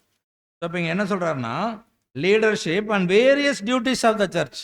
சபையில் இருக்கக்கூடிய பல்வேறு வேலைகளும் எப்படி செய்யப்படணும்னா ஒழுங்கோடு செய்யப்படணும். அதான் சொல்கிறார், let all things be done decently. எல்லா வேலைகளும் மிக சரியான முறையில் செயல்பட வேண்டும். இந்த ஒழுங்குமுறை எங்கே இருந்துச்சுன்னா ஆரம்பகால சபைகள் இருந்துச்சுங்கிறார், எர்லி சர்ச். அப்போ அவங்களுக்குள்ள பிரச்சனைகளே இல்லையா பதர் அப்படின்னா? பிரச்சனை இருந்திருக்கு. பிரச்சனை இருந்ததுனால தான் வெளிப்படுத்துகிற விசேஷத்தில் நம்ம பார்க்குறோம், நீ ஆதியிலே இருந்த அன்பை விட்டுட்ட, உனக்குள்ள என்ன இல்லை, அனல் இல்லை, நீ அனலாயாவது குளிராயாவது இருந்தல. ஏன் சொல்கிறாங்கன்னா அவங்களுக்குள்ளும் பிரச்சனை இருந்தது. ஆனால் அந்த பிரச்சனைகளை அவங்க பெரிதுபடுத்தாமல் அதற்கு நடுவில் ஒருவர் தாங்கி ஒருவர் பாரத்தை ஒருவர் சுமந்து இப்படியாக அன்பின் பிரமாணத்தை நிறைவேற்றினாங்க. இதுதான் நமக்கான பாடம். நிச்சயமா எல்லா இடங்கள்லையும் ப்ராப்ளம் வருங்க, வரவே வராதுன்னு எங்கேயுமே சொல்ல முடியாது. இப்போ ரசல் இருந்த எக்லிஷியால பிரச்சனையே இல்லையான்னு சொன்னோம்னா கண்டிப்பாக இருந்துச்சு. அவர் எவ்வளோ சபைகளுக்கு எல்டரா இருந்தாருங்க? எத்தனை சபைகளுக்கு எல்டரா இருந்தார்? கிட்டத்தட்ட 1000க்கும் மேற்பட்ட சபைகளுக்கு எல்டரா இருந்தார். அவரே வேண்டான்னு சொல்லும்போது அவரை எல்டரா ஆக்கிட்டாங்க, எல்டரா தேர்ந்தெடுத்துட்டாங்க மூப்பரா. 1000 சபைகளுக்கு எப்படி போக முடியுமா? ஒரு வாரத்துக்கு ஒன்றுன்னு போட்டிங்கன்னா கூட ஒரு வருஷத்தில் எத்தனை சபை தான் மீட் பண்ண முடியும்? 52 சபை தான் மீட் பண்ண முடியும். ஆனால் 1000க்கும் மேற்பட்ட சபைகளுக்கு பாஸ்டர் சார்ல்ஸ் தேஸ் ரசல் என்று சொல்லி அவரை பாஸ்டர்னு அங்கீகாரம் ஏற்றுக்கொண்டார், மூத்த சகோதரராக ஏற்றுக்க. அவர் போன சபைகளில் பிரச்சனை இல்லையா பதர்னா? எஸ், இங்கேயும் பிரச்சனைகள் இருந்துச்சு. பவுல் போன சபைகளில் பிரச்சனை இல்லையா பதர்? இருந்தது. பவுல் சொல்றார், நீங்கள் நான் பர்னபா கூட்டிகிட்டு வர்றேன், லூக்கா இப்போ எல்லாரும் என்னை விட்டு பிரிஞ்சு போயிட்டாங்க, லூக்கா மாத்திரம் என்னோடு இருக்கிறான், நிறைய விஷயங்கள் சொல்றாரு. அந்த மாதிரி எல்லா இடங்கள்லையும் வீட்லேயே பாருங்க, 4 பேர் தான் இருக்கிறோம், அப்பா அம்மா ஒரு பையன் ஒரு பொண்ணு. இப்போ ஒரே ஒரு குழந்தை தாங்கிறனால அப்பா அம்மா குழந்தை 3 பேர் தான் இருக்கிறாங்க. 3 பேர் இருந்தாலும் ஒரு மாதத்தில் 3000 பிரச்சனை வருது. கேட்டுங்களா? 3 பேர்த்துக்கு ஒரு மாதத்தில் எத்தனை பிரச்சனை வருது? 3000 பிரச்சனை வருது. அப்பா அம்மாவை குறை சொல்கிறாரு, அம்மா பையனை குறை சொல்கிறாங்க, பையன் அப்பாவை குறை சொல்கிறாங்க, மறுபடியும் அப்பா அம்மா டேஷனாக வராங்க. இல்லைன்னா ரிவர்ஸ் அடிக்கும், பையன் அப்பாவை குறை சொல்லுவான், அப்பா அம்மாவை குறை சொல்லுவாங்க, அம்மா மறுபடியும் அப்பாவை குறை சொல்லுவாங்க, சுற்றிக்கிட்டே வரும். இதே தான் எக்லிஷியாலு. 3 பேர் இருக்கிற இடத்துலையே நம்மளால் ஒற்றுமையாக ஒருங்கிணைந்து ஒத்த சிந்தையில் வாழ முடியலன்னா 300 பேர் 3000 பேர் அல்லது 20-30 பேர் இருக்கக்கூடிய சபைகளில் எப்படி அந்த ஒற்றுமை உணர்ச்சி இருக்கும் அப்படின்னா கண்டிப்பாக ஒருவருக்கொருவர் பிணக்குகள் இருக்கும், கருத்து வேறுபாடுகள் இருக்கும். ஆனால் அதன் மத்தியில் நம்ம ஒத்திசைவாக ஒருவருக்கொருவர் இசைந்து விட்டு கொடுத்து போகணும் அப்படிங்கிறார். உலகத்தான் சொல்கிறாங்க, விட்டு கொடுப்பவர்கள் கெட்டு போவதில்லைன்னு இதில் எழுதி வச்சுட்டு போகிறான், அவனோட வாகனத்துக்கு பின்னால் எழுதி வச்சுட்டு போகிறான், விட்டு கொடுப்பவர்கள் கெட்டு போவதில்லைன்னு. ஸோ உலகத்தார் சொல்கிற விஷயத்தை ஏன் நம்ம செய்ய முடியல? அதனால தான் அப்போஸ்தலன் கேள்வி கேட்கிறார், நீங்கள் உங்களுக்குள்ளே வரக்கூடிய அற்ப வழக்குகளை தீர்த்து கொள்ள நீங்கள் அபாத்திரரா? நீங்க எப்படி தேவதூதர்களை நியாயம் தீர்ப்பீங்க? How can you judge the angels if you are not able to judge your, or if you are not able to என்ன சொல்றது, ஏற்றுக்கொள்வது, சகிப்பது யுவர் ஃபெல்லோ பிரதரன்? அவங்களே உங்களால சகிக்க முடியலன்னா how can you judge the angels? தயவுசெய்து இது சைலண்ட்ல வைங்க சிஸ்டர். இதெல்லாம் தான் ஒழுங்கு. நான் சொல்கிறேன், தவறாக எடுத்துக்காதீங்க. உள்ளே வரும்போதே நம்ம சுவிட்ச் ஆஃப் பண்ணிட்டு வரணும். சின்ன சின்ன விஷயங்கள் தான், நான் யாரும் தவறாக நீங்கள் எடுத்துக்க வேண்டாம். மறுபடியும் நான் ஒரு கேள்வி கேட்குறேன், எத்தனை பேர் இன்றைக்கி வேதாகம் இல்லாமல் வந்திருக்கீங்க எக்லிஷியாவுக்கு? இந்த கெஜெட்ஸ் எல்லாம் தூக்கி ஓரமாக குப்பையில் போட்டுருங்க. எத்தனை பேர் கையில் வேதாகம், பரிசுத்த வேதாகம் இல்லாமல் வந்திருக்கீங்க? வேண்டாம், கரங்களே எல்லாம் உயர்த்த வேண்டாம். நான் யாரையும் பாயிண்ட் அவுட் பண்ணுறக்காக கேட்கல. Yes, this is the order. இது படிக்கணுங்க. இதில் கண்ணில் பார்த்து படிக்கணுங்க, புரட்ட தெரியணுங்க. இன்னும் ஒரு சகோதரன் நான் விளையாட்டுக்காகவோ வேடிக்கையாகவே சொல்ல, 1 தெசலோனிக்கேயர் 4ஆம் அதிகாரம் 2ஆம் வசனத்தை போய் சங்கீதத்தில் தேடிட்டு இருக்கிறார், பழைய ஏற்பாட்டில். ஏன்? வேதத்தில் பழக்கம் இல்லை, வேத வாசிப்பு பழக்கம் இல்லை. பழைய காலத்தில் இருந்த ஆட்கள் எல்லாம் சகோதரர்களுக்கெல்லாம் தெரியும். ஜேக்கப் பையான்னு சொல்லிட்டு ஒரு ஐயா இருந்தார், 79 வயது. நான்லாம் இந்த ட்ரூத்துக்கு வந்த புதுசில் இவ்வளோ பெரிய பையன் வந்து சப்ஜெக்ட் எடுத்தால் கூட முன்னால் ரோவில் உட்காந்து நோட்ஸ் எடுப்பாருங்க. இன்றைக்கி எத்தனை பேர் கையில் டைரி வச்சு நோட்ஸ் எடுக்கிறோம்? நோ. நாளைக்கு இந்த பாடத்துடைய கருப்பொருளை கேட்டால் நம்மளால் சொல்ல முடியுமா? $1 மில்லியன் கொஸ்டின். அப்போ ஆலயத்துக்கு எதுக்கு வரோம்? What is the purpose of sitting here? சும்மா வந்து உட்காந்துட்டு போகிற வரதா இருந்தால் அதுக்கு நம்ம உலகத்தில் இருந்திருக்கலாம், பயிர் சபையில் இருந்திருக்கலாம், சந்தோஷமாக இருந்திருக்கலாம், பிசி மெம்பர் ஆகிருக்கலாம், டிசி மெம்பர் ஆகிருக்கலாம், இல்லைங்களா? நல்ல சுகபோக வாழ்க்கையை வாழ்ந்துருக்கலாம். அது அல்ல. ஒரு வேதம் நம்ம எடுத்துகிட்டு வர்றதுக்கு கூச்சப்படுறோம், அல்லது தயக்கப்படுறோம், அல்லது வெக்கப்படுறோம், அல்லது இது ஏன் எடுத்துகிட்டு போகணும்னு நினைக்கிறேன். நம்ம கையில் தான் கெஜெட்ஸ் இருக்கேன்னு நினச்சிட்டு இந்த லேப்டாப்பையும் டேப்பையும் தூக்கிட்டு வரோன்னா வெரி சாரி, அது வந்து உங்களுக்கு என்றைக்குமே உபயோகப்படாதுங்க.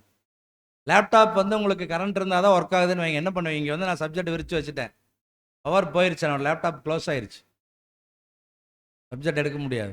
டேப் வச்சுருக்கும் போது டேப்பில் வந்து பேட்டரி தீர்ந்து போச்சு, டேப் எடுக்காது. மொபைல் ஏதோ கரப்ட் ஆயிடுச்சுன்னு வைங்க, கீழே போட்டுறேன், மொபைல் கரப்ட் ஆயிடுச்சு, மொபைல்லேயே என்கிட்ட பாடம் இல்லை, எப்படி நான் பாடம் எடுப்பேன்? என்கிட்ட என்ன இருக்கணும்? வேதாகம் மாத்திரம் இல்லை, நான் என்ன பாடம் எடுக்கணும் அந்த பாடத்தினுடைய அது கைப்பிரதி இருக்கணும். அப்போ எனக்கு எது மிஸ் ஆனாலும் எது இருக்க கையில்? கைப்பிரதி. அந்த மாதிரி இந்த வேதம் கண்டிப்பாக எல்லாருடைய கைகளில் இருக்கணும், எஸ்பெஷலி யூத்ஸ். இதெல்லாம் பேரண்ட்ஸ் வந்து நீங்கள் பண்ணணுங்க, அதுதான் ஒழுங்கு.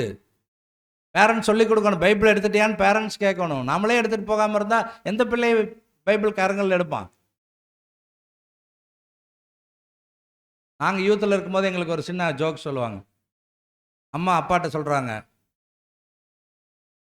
கடுகு டப்பா, உளுந்து டப்பா, பருப்பு டப்பா, எதில் வச்சாலும் பையன் காசு எடுத்துட்றாங்க. அப்பா சொல்கிறார், பைபிளில் வை, அவன் தொடவே மாட்டான். கரெக்டு தானே? பைபிள் வச்சா பையன் என்ன பண்ணவே மாட்டான், பைபிளை திருப்பி கூட பார்க்க மாட்டான். இதெல்லாம் ஜோக்காக சொல்கிற விஷயந்தான் மாதிரி நமக்கு தோணலாம், ஆனால் உண்மை, நிதர்சனமான உண்மைகள். அதுவும் இன்றைய காலகட்டங்களில் இப்பொழுது இருக்கக்கூடிய கடினமான சூழ்நிலையில் உலகத்தாரே இதை வந்து கலிகாலம் அப்படிங்கிறான். நம்ம என்னன்னு சொல்கிறோம்னா ப்ரெசண்ட் ஈவில் வேர்ல்டுங்கிறோம், தற்கால தீமையின் உலகம். இந்த தீமையின் உலகத்தில் சாத்தானை எதிர்த்து போராடணும், நிற்கணும், வெற்றி சிறக்கணும், முற்றிலும் ஜெயம் கொண்டவர்களாகணும்னா வேதமே நம்ம கையில் இல்லைன்னா எப்படி?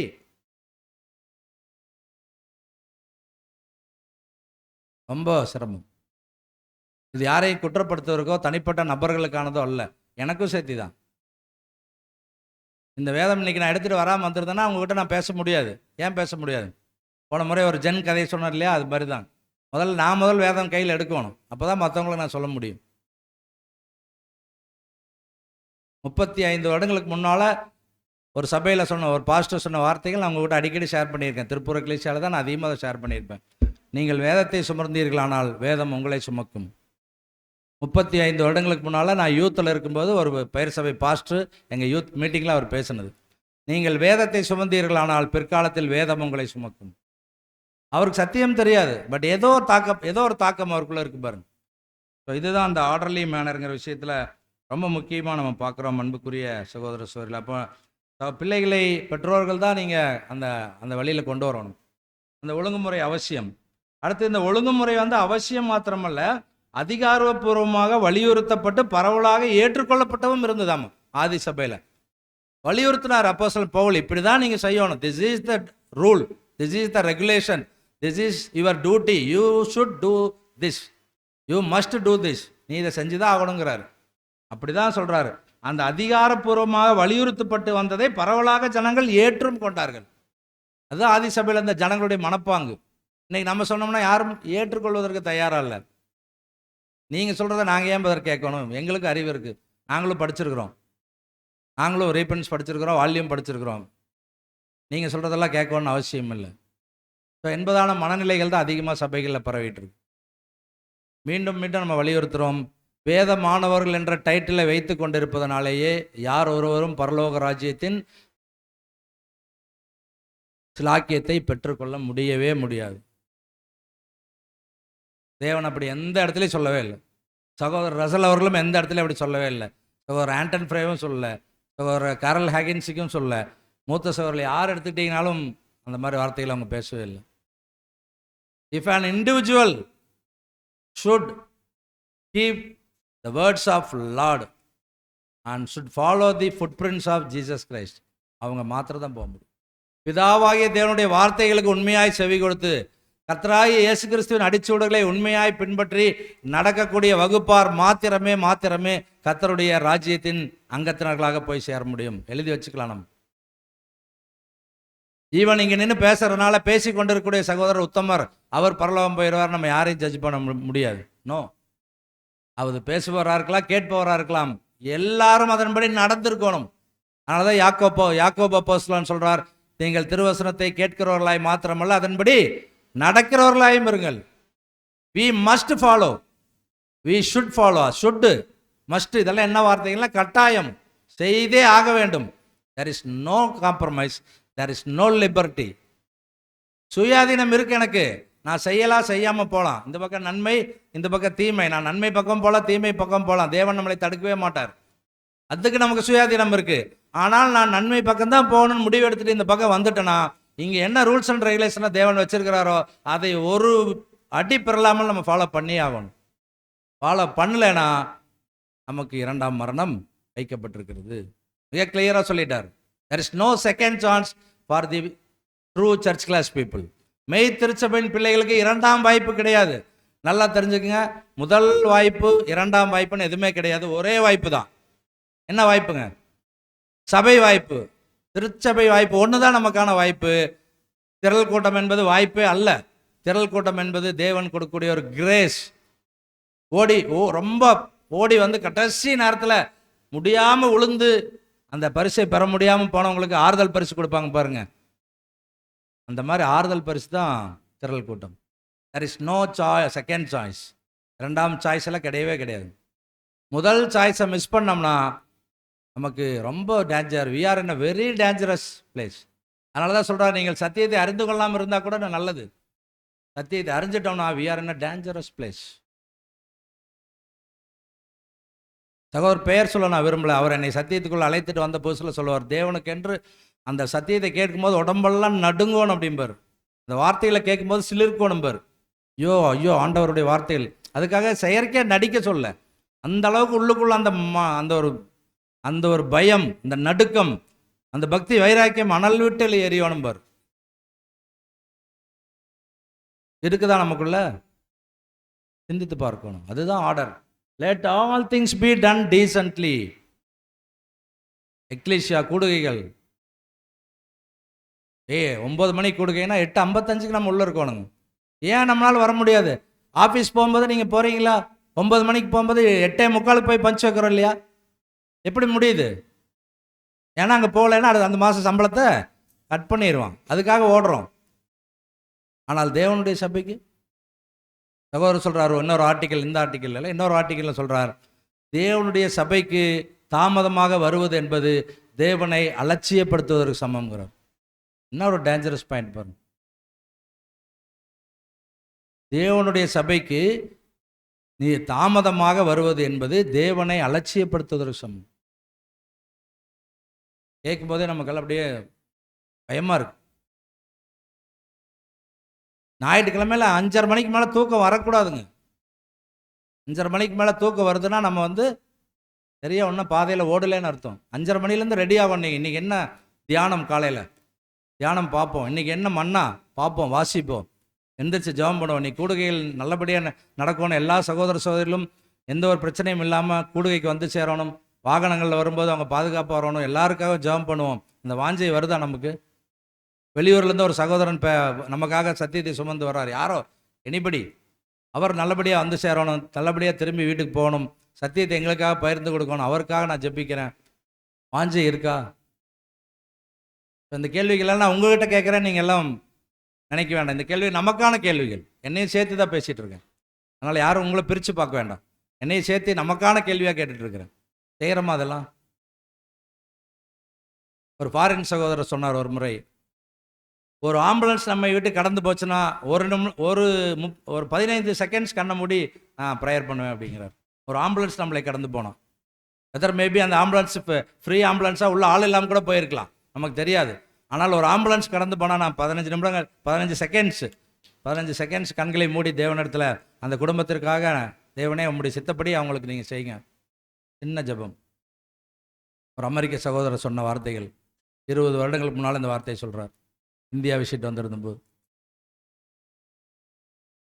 நம்ம நினைக்கிறோங்க இதெல்லாம் சின்ன சின்ன விஷயங்கள், அற்பமான விஷயங்கள் நம்ம நினைக்கிறோம். இல்லை, அற்பமான ஆரம்பத்தை நீங்கள் என்ன பண்ணாதீங்க, எந்த விஷயத்தையும் அற்பமாக எண்ணாதீங்க, அசட்டை பண்ணாதீங்கிறார். அற்பமான ஆரம்பத்தை அசட்டை பண்ணிடாதீங்க.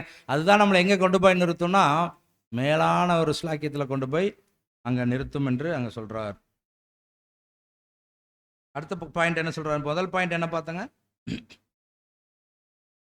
ஒருவர் பாரத்தை ஒருவர் சுமக்கணும். ரெண்டாவது, கிறிஸ்துவ வளர்ச்சியிலும் முதிர்ச்சியிலும் என்ன பண்ணணும், நாளுக்கு நாள் நம்ம வளர்ந்து போகணும். மூணாவது பார்க்கும்போது கூட்டங்களிலும் மற்ற எல்லா விஷயங்களிலும் ஒழுங்குமுறை என்ன பண்ணணும், ஃபாலோ பண்ணப்பட வேண்டும். ஒழுங்கு ஃபாலோ பண்ணப்பட வேண்டும் கூட்டங்களிலும் மற்ற எல்லா இடங்களிலும். இதுதான் ஆரம்பகால சபையின் ஆன்மீக வளர்ச்சிக்கு இந்த ஒழுங்குமுறை அவசியமாக இருந்துச்சுங்கிறார். ஏன் ஆரம்பகால சபைகள்லாம் வளர்ந்துச்சு அப்படின்னா இந்த ஒழுங்குமுறை அந்த சபையில் இருந்துச்சு. ஒழுங்குமுறை இல்லாத சபைகளை அப்போஸ்தலர்கள் கடிந்து கொண்டார்கள். நீ மாய்மாலம் பண்ணுகிறேன்னு சொல்லி ஒரு அப்போஸ்தலன் இன்னொரு அப்போஸ்தலனை நேருக்கு நேர் கடிந்து கொள்றார். யாரை கடிந்து கொண்டாரு? நீ புறஜாதிகள் வரும்போது ஒரு மாதிரியும் இவங்க வரும்போது யூதர்கள் வரும்போது ஒரு மாதிரி நடந்துக்கிறேன்னு கடிந்து கொண்டார். யார் கடிந்து கொண்டார்? அப்போஸ்தலன் பவுல் யாரை கடிந்து கொண்டார்? பேதுருவை. பேதுரு எப்போ இருந்து ட்ரூத்துக்கு வந்தவர்? கர்த்தராகிய இயேசு கிறிஸ்துவால் தேர்ந்தெடுக்கப்பட்டு மிக மூத்த வயதுடையவர். பவுல் எப்போ வந்தார்? கிறிஸ்துவின் காலத்துக்கு பிற்பாடு வந்தவர். ஆனால் அப்படிப்பட்ட சகோதரன் ஒரு மூத்த சகோதரனை கடிந்து கொள்றார். அந்த மூத்த சகோதரன் அதை என்ன பண்ணிட்டாரு? தாழ்மையோடு அக்செப்ட் பண்ணிட்டார்.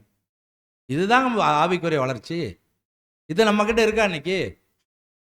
அடுத்த வார்த்தை என்ன தெரியுமா கேட்டிருப்போம் நம்ம? பேதுருவா இருந்திருந்தா, நீ எப்போ வந்த சர்ச்சுக்கு? நீங்கள் எந்த வருஷம் எக்லீஷா வந்தீங்க? எந்த வருஷம் பேப்டிஸ்ட் எடுத்தீங்க? நான் இயேசு கிறிஸ்து கூட எப்போ இருந்தேன் தெரியுமா? என்னை பார்த்து நீ என்ன பண்ணுறேன்னு கேட்குற. மாய்மாலங்கிற வார்த்தை சாதாரண வார்த்தை இல்லைங்க. மாய்மாலம்னு என்னது? நடிக்கிறது. நீ நடிக்கிறேன்னு டைரக்டாக சார்ஜ் பண்ணுறார் அப்போஸ்தலன் பவுல். நம்மளாம் இருந்தோம்னா கொதிச்சிருவோம். அப்போஸ்தலன் பேதுரு அருமையாக அதை கீழ்ப்படிஞ்சு தன்னை திருத்திக்கிறார். அதுதான் அப்போஸ்தலனுடைய குணலட்சணம். இந்த வளர்ச்சி, இந்த முதிர்ச்சி நமக்குள்ள இருக்கா? அதுதான் ஒழுங்குக்கு உட்படுவது. நான் சபை ஒழுங்கு, எல்லாரும் என்ன புரிஞ்சுக்கிறாங்க, இது சபை ஒழுங்குக்கு உட்படுவதுன்னு நினச்சிக்கிறாங்க. ஒரு எல்டர் சொல்றார், ஒரு டீக்கன் சொல்றார், அதனால நான் கேட்க வேணும். நோ, இது சபை ஒழுங்கு இல்லைங்க, இது தேவன் ஏற்படுத்தின ஒழுங்கு. அப்ப இந்த ஒழுங்குக்கு யார் ஒருவர் கீழ்ப்படைய மறுக்கிறாரோ அவர் தேவ ஒழுங்கை மீறுகிறார். தேவ ஒழுங்கை மீறுறார். சகோதரன் சகோதரியோட ஒழுங்கு கிடையாது இது.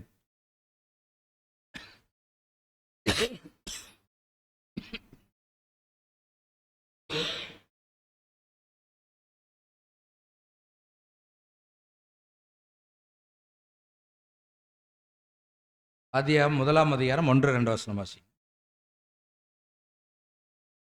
ஸ்லைட்ல இருக்காது. ஆதியிலே தேவன் வானத்தையும் பூமியையும் சிருஷ்டித்தார். பூமியானது ஒழுங்கின்மையும் வெறுமையுமாய் இருந்தது. பூமியானது ஒழுங்கின்மையும் வெறுமையுமாய் இருந்தது. பாருங்க, பூமியே அப்போ எப்படி தான் இருந்திருக்கு? ஒழுங்கின்மையும் வெறுமையுமா இருந்தது. அது எல்லாவற்றையும் தேவன் என்ன பண்ணுறாருன்னா ஒழுங்குக்கு கொண்டு வர்றார். அதனால தான் நம்முடைய தேவனை பற்றி மூத்த சோர ரசல் சொல்லும்போது என்ன சொல்கிறாருன்னா, நம்முடைய தேவன் ஒழுங்கின் தேவன். ஒழுக்கமின்மை அவருக்கு ஒருபோதும் பிடிக்கவே பிடிக்காது. உலகத்தான் எழுதி வச்சிருக்கிறாங்க. உலகத்தான் 3000 வருஷத்துக்கு மேலே எழுதி வச்சிருக்காங்க. ஒழுக்கம் விழுப்பம் தரலான், ஒழுக்கம் உயிரினும் உயிருக்கு மேலே நம்ம ஒழுக்கத்தை பேணி பாதுகாக்கணுங்கிறார். Not only moral character. ஒழுக்கம்னா உடனே எல்லாரும் என்ன நினச்சிக்குவாங்கன்னா மாரல் கேரக்டர், அவங்களுடைய தனிப்பட்ட ஒழுக்கத்தை நினச்சிக்கிறாங்க. அப்படி இல்லை. ஒழுங்கு சார்ந்த விஷயங்கள், அது சபை ஒழுங்காக இருக்கலாம், எக்லீசியா ஒழுங்காக இருக்கலாம், ஒரு வீட்டில் இருக்கக்கூடிய ஒழுங்காக இருக்கலாம். வீட்டில் ஒழுங்கு வேணும், அவசியம். காலையிலேருந்து ப்ரேயர் பண்ணுன்னு பிள்ளையை நம்ம சொல்கிறதுக்கு முன்னால் நம்ம ப்ரேயர் பண்ணியிருக்கணும். அப்போ தான் பிள்ளை நம்மளை பார்த்து ப்ரேயர் பண்ணுவான். நம்மளே 8 மணி வரைக்கும் தூங்கிட்டு இருந்தோம்னா அவன் 8:45 தான் எந்திரிப்பான். பிள்ளைகள் கெட்ட வார்த்தை பேசுங்களா?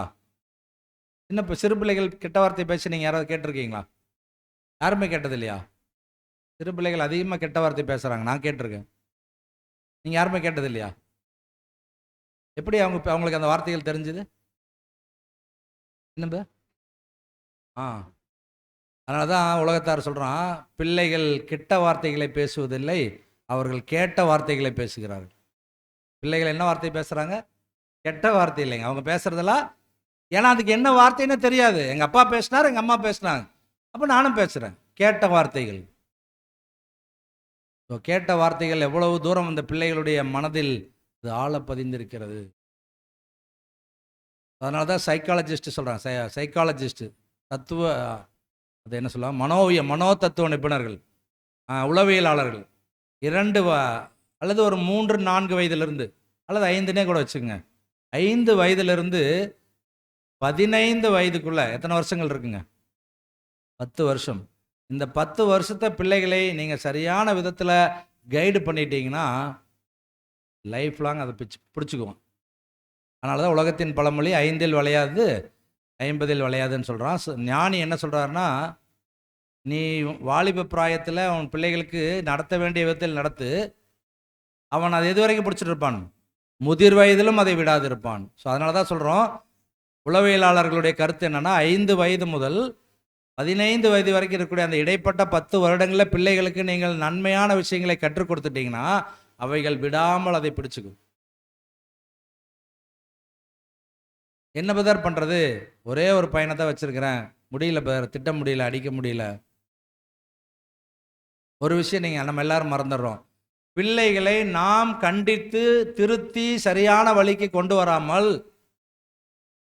ஒருவேளை அந்த பார்ட்டை தேவனோ கர்த்தரோ எடுத்தாங்கன்னா எப்படி இருக்கும்? அதான் சொல்கிறார், தேவனுடைய கரங்களில் விழுவது பயங்கரமாக இருக்கும், வெரி டேஞ்சர். அவர் கொடுக்குற அடிகள் நம்மளால் தாங்க முடியாது. அதனால தான் நம்மளை திருத்திக்கணும், சரி பண்ணிக்கணும். தேவன் கரங்களில் விழுந்துட்டோம்னா அவர் கொடுக்குற அடிகளை நம்மளால் தாங்க முடியாது. ஏன்னா அடிகள் எதுக்காக கொடுக்குறாருன்னா சீர் பொருந்துவதற்காக. பரிசுத்தவான்கள் சீர் பொருந்தும் பொருட்டு என்று சொல்லி நிருபங்களுக்கு அப்போஸ்தலர் எழுதுறாங்க. பரிசுத்தவான்கள் சீர் பொருந்தணும், சீர் பொருந்தருக்கு தான் இந்த பாயிண்ட்ஸ். ஓகேங்களா? அடுத்த பாயிண்ட் நம்ம பார்க்கலாம். சபையின் தலைமைத்துவம், லீடர்ஷிப் மற்றும் வேரியஸ் டியூட்டிஸ் ஆஃப் சர்ச், பல்வேறு சபையின் கடமைகளிலும் அல்லது வேலைகளிலும் இந்த ஒழுங்குமுறை இருந்தது ஆரம்பகால சபைகளில். இந்த ஒழுங்குமுறை ஆரம்பகால சபையில் இருந்துச்சு. தலைமைத்துவத்தில் யார் லீட் பண்ணிட்டு போகிறது? 7 பேர் கொண்ட ஒரு குழுவை தேர்ந்தெடுக்கிறாங்க. அங்கே தான் டீக்கன்ஸ் முதல் தேர்ந்தெடுக்கப்படுறாங்க. யார் 7 பேர் இல்லை, யாரும் இருந்தா? தேவான் இருந்தார். டீக்கன்ஸை தேர்ந்தெடுக்கிறாங்க அங்கே. ஏன்னா எல்டர்ஸ்னால எல்லா வேலையும் பார்க்க முடியல அப்படிங்கிற குற்றச்சாட்டு, மெயினான குற்றச்சாட்டு. விதவைகளை இவங்க என்ன பண்ணல சரியாக, நான் கை இங்கே காமிக்கிறனால அவங்க 2 பிரதர்ஸ் நினச்சிடாதீங்க, கையை இப்படி பார்த்து பேசுகிறோம். ஸோ அப்போ என்னன்னா, விதவைகளை சரியாக அவங்க பராமரிக்கல, பாதுகாக்கலைங்கிறனால குற்றச்சாட்டு வருது சபையில். எல்டர்ஸ் ப்ராப்பராக பண்ண மாட்டேங்கிறாங்க, அதுக்கு நேரம் இல்லை அவங்களுக்கு. அதனால் அப்போஸ்தலன் பார்க்குறாரு, சரி அப்போ இந்த உலகத்துக்கு ஏற்ற வேலைகளை செய்வதற்கு சபையில் ஒரு ஒழுங்கு வேணும். யாரை வைக்கலாம்? டீக்கன்ஸை ஏற்படுத்தலாம், உதவிக்காரர்களை ஏற்படுத்தலாம். அதனால தான் உதவிக்காரர்கள். யாருக்கு உதவிக்காரர்கள்? மூப்பர்களுக்கு உதவிக்காரர்கள். இந்த மூப்பர்களும் உதவிக்காரர்களும் யாருடைய ஊழியத்தை செய்கிறாங்க? தேவனுடைய ஊழியத்தை. யாருக்கு செய்கிறாங்க? தேவ பிள்ளைகளுக்கு செய்கிறாங்க. அவ்வளோ பாருங்கள் எப்படி சர்க்கிள் வருது பாருங்க. இதுதான் சைக்கிளிக் ப்ராசஸ். தேவனுடைய ஊழியத்தை செய்வதற்கு தான் மூப்பர்களும் உதவிக்காரர்களும். மூப்பர்களுக்கு உதவியாக உதவிக்காரர்கள், மூப்பர்களும் உதவிக்காரர்களும் சேர்ந்து தேவ ஊழியத்தை செய்கிறாங்க. யாருக்காக செய்கிறாங்கன்னா தேவனுடைய பிள்ளைகளுக்காக செய்கிறாங்க. தேவனுடைய பிள்ளைகள் யாருன்னா அவங்க தேவனுடைய கரத்தின் கிரியைகள். அவங்களுக்கு ஊழியம் செய்வது மிகப்பெரிய பாக்கியம். அதனால தான் கர்த்தர் சொல்றார், இந்த சிறியரில் ஒருவனுக்கு நீங்க ஒரு கலசம் தண்ணீர் கொடுத்தாலும் அது பரலோகத்தில் கணக்கு எழுதப்பட்டிருக்கும். யாரை பற்றி பேசுகிறாருன்னா சர்ச் கிளாஸ் பற்றி தான் பேசுகிறார். சர்ச் கிளாஸ் பீப்புளில் நீங்கள் ஒரு சகோதரனுக்கு ஒரு சகோதரிக்கு உங்களை அறியாமல் உங்களுக்கு தெரியாமல் கூட நீங்கள் ஒரு கலசம் தண்ணீர் கொடுத்துருந்தீங்கன்னா it is accountable. Yes, god, அது அது அல்மைட்டி காட் வந்து அது வந்து வாக்குத்தத்தமாகவே கொடுத்துருக்காரு. எத்தனையோ இது வருது, சகோதரங்கள் உடம்பு சரியில்லாமல் இருக்காங்க, சகோதரிகள் உடம்பு சரியில்லாமல் இருக்கிறாங்க, கொஞ்சம் ஹெல்ப் பண்ணுங்க, கொஞ்சம் அவங்களுக்கு பண உதவி கொடுங்க. எத்தனை பேர் முன் வந்து எல்டர்ஸ் கேட்கறதுக்கு முன்னால் நம்ம அனுப்பி வைக்கிறோம் பொருளாதார ரீதியான உதவிகள். என்கிட்ட இருக்கிறது 500 ரூபா தான். இந்த 500 ரூபாய் கொடுத்துட்டு நான் என்ன பண்ணுவேன்? ரெண்டே ரெண்டு காசு வச்சிருந்த விதவை தாய் அந்த 2 காசையும் கர்த்தருக்காக தான் போடுறாங்க. அதுக்கப்புறம் அவங்களுக்கு அடுத்த வேளை சாப்பாட்டுக்கு என்னன்னு தெரியாது, ஏன்னா 2 காசு தான் கையில் இருக்குது, அதை அப்படியே போட்டுறாங்க. அவங்களோட நம்பிக்கை என்னன்னு சொல்லுங்க பார்க்கலாம். அடுத்த வேளை சாப்பாட்டை யார் தருவா? தேவன் தருவா. அதுதான் நம்பிக்கைங்க. விசுவாசம் அப்படி வேரூன்றி இருக்கணும் நமக்கு. என்கிட்ட 500 ரூபா தான் இருக்குது, பரவாயில்ல, அந்த சகோதரன் உடம்பு சரியில்லாமல் ரொம்ப கஷ்டமான சூழ்நிலையில் ஆப்ரேஷன் பண்ணக்கூடிய சூழ்நிலையில் மருத்துவமனையில் இருக்கிறார், இந்த 500 ரூபா நான் போட்டுறேன், தேவனை அடுத்த வேளையில் நீங்கள் என்னை பார்த்துக்குங்க. செய்வாரா மாட்டாருங்களா? செய்வார் என்ற நிச்சயத்தன்மை நமக்குள்ள இருக்கணுங்களாம்மா. கேள்வி செய்வாராங்கிறது இல்லை. கேள்வி நம்ம அப்படி தேவனிடத்தில் கேட்கக்கூடாது. செய்வீங்களா? இந்த 500 ரூபாய் போட்டு அடுத்த வேலை எனக்கு பிரியாணி கொடுத்துருவீங்களா? நோ. 500 ரூபா போட்டு அடுத்த வேலை சாப்பாடும் எனக்கு நீங்கள் கொடுக்கலனாலும் நான் யார்கிட்ட தான் இருப்பேன்? உங்ககிட்ட தான் இருப்பேன். அதுதான் யோபு சொல்றார், நீர் என்னை கொன்று போட்டாலும் நான் உண்மையில் எப்படி இருப்பேன்? நம்பிக்கையாக இருப்பேன், விசுவாசமாக இருப்பேன். நீங்கள் என்னை சாகடிச்சிருங்க, கொன்றுங்க, அப்போ நான் யார் மேலே தான் நம்பிக்கையாக இருப்பேன். அதுதான் பவுலும் சொன்னார், கிறிஸ்துவுக்காக இந்த ஜீவனை என்னன்னு சொன்னாருங்க, இப்போ அற்பமும் அது மாத்திரமல்ல சாவு எனக்கு ஆதாயம்ங்கிறார். யாராவது சொல்லுவாங்களா பெனிஃபிட்? ஆதாயம்னா benefit. My dead is my பெனிஃபிட்டுங்கிறார். அவன் சொல்லுவோமா நான் சாவது எனக்கு பெனிஃபிட்டுங்க அப்படின்னு? இல்லை இன்னொரு சகோதரர்கிட்ட போய் பிரதர் நீங்கள் சாகிறது உங்களுக்கு பெனிஃபிட் அப்படின்னா அவர் என்ன சொல்லுவார்? நீ சாகு, என்னையே வந்து சாக சொல்கிற கேட்பாருங்களா இல்லைங்களா? ஆனால் நம்ம என்ன சொல்கிறோம்னா அப்போஸ்தலன் பவுலின் வார்த்தைகளை பார்க்கணும். கிறிஸ்து எனக்கு ஜீவன், யார் ஒருவருக்கு கிறிஸ்து ஜீவனாய் இருக்கிறாரோ அவர்களுக்கு தான் சாவு ஆதாயமா இருக்கும். அப்படிப்பட்ட பரிசுத்தவான்களுடைய மரணம் தான் கர்த்தருடைய பார்வைக்கு அருமையானது. சும்மா கல்லறையில் எழுதி வச்சா பத்தாது. பரிசுத்தவான்களுடைய மரணம் தேவனுடைய பார்வைக்கு அருமையானதுன்னு பெரிய கல்லறை மட்டும் எழுதி வச்சா பத்தாது. அது லைஃப்ல இருக்கணுங்கிறார். டே டு டே லைஃப்ல நம்ம அதை நடைமுறைப்படுத்தணும். அடுத்தது என்ன சொல்றாருன்னு பார்க்கும்போது, அது ஆரம்பகால சபைகளில் பரவலாக வலியுறுத்தப்பட்டு ஏற்றுக்கொள்ளப்பட்டதும் இருந்துச்சு. The early church people, they accept the rules and regulations from God and from Lord Jesus and from the apostles. இந்த 3 பேர்களிடத்திலிருந்தும் வரக்கூடிய ரூல்ஸ் அண்ட் ரெகுலேஷன்ஸை எர்லி சர்ச் அப்படியே ஏற்றுக்கொண்டாங்க. பிதாவாகிய தேவனிடத்திலிருந்தும் ஆண்டவராகிய இயேசு கிறிஸ்துவனிடத்திலிருந்தும் அப்போஸ்தலரிடமிருந்தும் வரக்கூடிய இந்த கட்டளைகளையும் கற்பனைகளையும் ஒழுங்குகளையும் ஏற்றுக்கொண்டாங்க அப்படியே. அதுதான் ஆதிகால சபைங்கிறாங்க. இதே ஒழுங்குமுறை மூப்பர்களை நியமிப்பதற்கு இன்றும் அவசியமாக இருக்கிறது என்று நாங்கள் நம்புகிறோம். பாஸ்டர் சார்ல்ஸ் தேஸ் ரசலுடைய வார்த்தைகள், நம்முடைய 7ஆம் சபையின் தூதனுடைய வார்த்தைகள். இதே ஒழுங்குமுறை இன்றைக்கு மூப்பர்களை நியமிப்பதற்கு இன்றைக்கும் அவசியம் என்பதை நாங்கள் நம்புகிறோம் என்று சொல்கிறார்.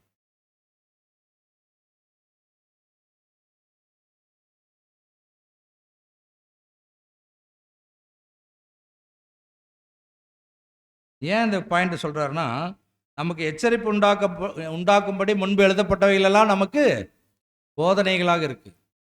அந்த போதனைகளுக்கு நம்ம என்ன பண்ணோம்னா செவி கொடுக்கணுங்கிற. அது மாத்திரமல்ல, இப்போ அறுவடையின் பிரித்தெடுத்தலின் காலம், களைகள் எல்லாம் பதர்களாக என்ன பண்ண போகுதுன்னா காற்றுல அடிச்சுட்டு போகுது. நல்ல மணிகள் மாத்திரம்தான் எங்கே விழுகுது? வெயிட் அதிகமாக இருக்கனால நல்ல மணிகள் தான் களஞ்சியத்தில் விழுகுது. அப்போ களஞ்சியத்தின் மணிகளாக நாம் இருக்கிறோமா, அல்லது காற்றில் அடித்து செல்லப்படக்கூடிய பதர்களாக காணப்படுகிறோமா? கருக்கருவாலை எடுத்துட்டு இப்போ கர்த்தர் இயேசு வீரியமாக வேலை செஞ்சுட்டு இருக்காருங்க. அறுவடையின் கடைசி காலப்பகுதி. எல்லா இடங்களிலும் மிக தீவிரமாக போர்கள், மிக தீவிரமாக பொருளாதார நெருக்கடிகள், மிக தீவிரமாக மன சோர்வுகள் ஒவ்வொரு சகோதரர்கள் மத்தியில், விசேஷமாக மெய்த்திருச்சபை பிள்ளைகள் மத்தியில் அதிகமான இது கடந்து போகுதுங்க. அதிகமான சோதனைகள் கடந்து போகுது. ஹெவி ட்ரையல்ஸ் அண்ட் ட்ரிபுலேஷன்ஸ் யாருக்கு மத்தியில் போயிட்டு இருக்குன்னா, ட்ரூ சர்ச் கிளாஸ் பீப்புள். உலகம் கூட பார்க்குது, ஏன் இவங்க இவ்வளோ கஷ்டம், என்னமோ உண்மை சத்தியம்ங்கிறாங்க, நாங்கள் போகிற சபை தான் உண்மையான சபைங்கிறாங்க, ஆனால் இவங்க இவ்வளோ கஷ்டப்படுறாங்களே என்று உலகம் கூட நம்மை பார்த்து ஆச்சரியப்படுது. ஆனால் அதுதான் தேவன் சொல்லியிருக்கிறார், இப்படி தான் உங்களுக்கு நடக்கும்.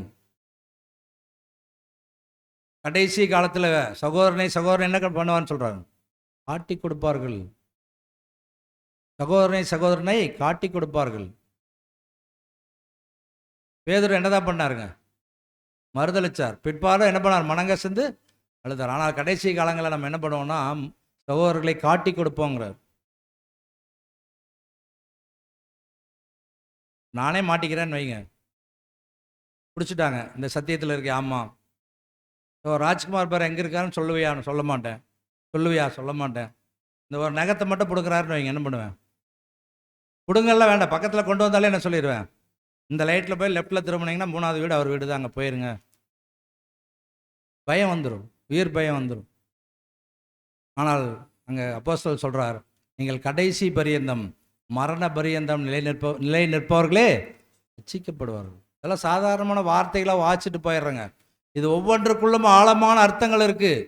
கடைசி கால பாத அங்கத்தினுடைய, அதுவும் குதிகால் வகுப்பில் இருக்கிற சபையின் பிள்ளைகளில் இரத்த சாட்சி மரணங்களும் நடக்கும் என்று சகோதரர் கொடுத்துருக்கிறார். இரத்த சாட்சி மரணங்கள் எப்படி ஆதிகால சபையில் நடந்துச்சோ, அதே போல் கடைசி கால சபையில் கண்டிப்பாக லவோதிக்கேயன் டைம்ஸில் என்ன நடக்கும்னா, இரத்த சாட்சி மரணங்களும் இருக்கும். இதை முன்னாலேயே சொல்லியிருந்தால் நான் என்ன பண்ணியிருக்க மாட்டேன், பேப்டிசமே எடுத்திருக்க மாட்டேன். எல்லாத்தையும் முடிச்சுட்டு இப்போ வந்து சொல்கிறீங்க அப்படின்னா, there is no opportunity or options. நம்ம வந்துட்டோம், ஓடித்தான் ஆகணும். அதனால தான் அப்போஸ்தலன் பவுல் சொல்கிறார், போன பாடத்திலே பார்த்தோம், எவ்வளோ செஞ்சார் அப்போஸ்தலன் பவுல்? ஒன்று தான் செஞ்சார். ஒன்று செய்கிறேன், ஒன்று செய்யலாம், பின்னானவைகளை மறந்து முன்னானவைகளை நாடி கிறிஸ்து இயேசுவுக்குள் தேவன் அழைத்த பரம அழைப்பின் பந்தய பொருளுக்காக லக்கை நோக்கி தொடருகிறேன். இலக்கு, நம்முடைய இலக்கு என்னது? கிறிஸ்துவின் சாயல். அந்த சாயலை எப்படியாவது நான் பெற்றுக்கொள்ளணுங்க. எப்படியாவது, என்னமோ எனக்கு கடைசியாக என்ன தான் போகும்? இந்த உயிர் தானே போகும். ஓகே, நான் ஒப்பு கொடுக்குறேன். இந்த உயிர் போனால் நான் கர்த்தருடைய சாயல் ஆயிடுவேனா? ஆவீங்க. ஓகே, எடுத்துக்கங்க. இதுதான் அப்போஸ்தலர் சொன்னாங்க. கர்த்தரை போல என்னை நீங்கள் நேராக சிலுவையில் அரைஞ்சிங்கன்னா கர்த்தருக்கு ஈக்குவலாக என்னை ஜனங்கள் பார்ப்பாங்க. என்னை தலைகீழாக சிலுவையில் அரைங்கிறார் அப்போஸ்தலர். அந்த சிலுவை மரணத்தில் கூட கர்த்தருக்கு ஈக்குவலாக யாரும் என்னை நினச்சிடக்கூடாதுங்கிறார்.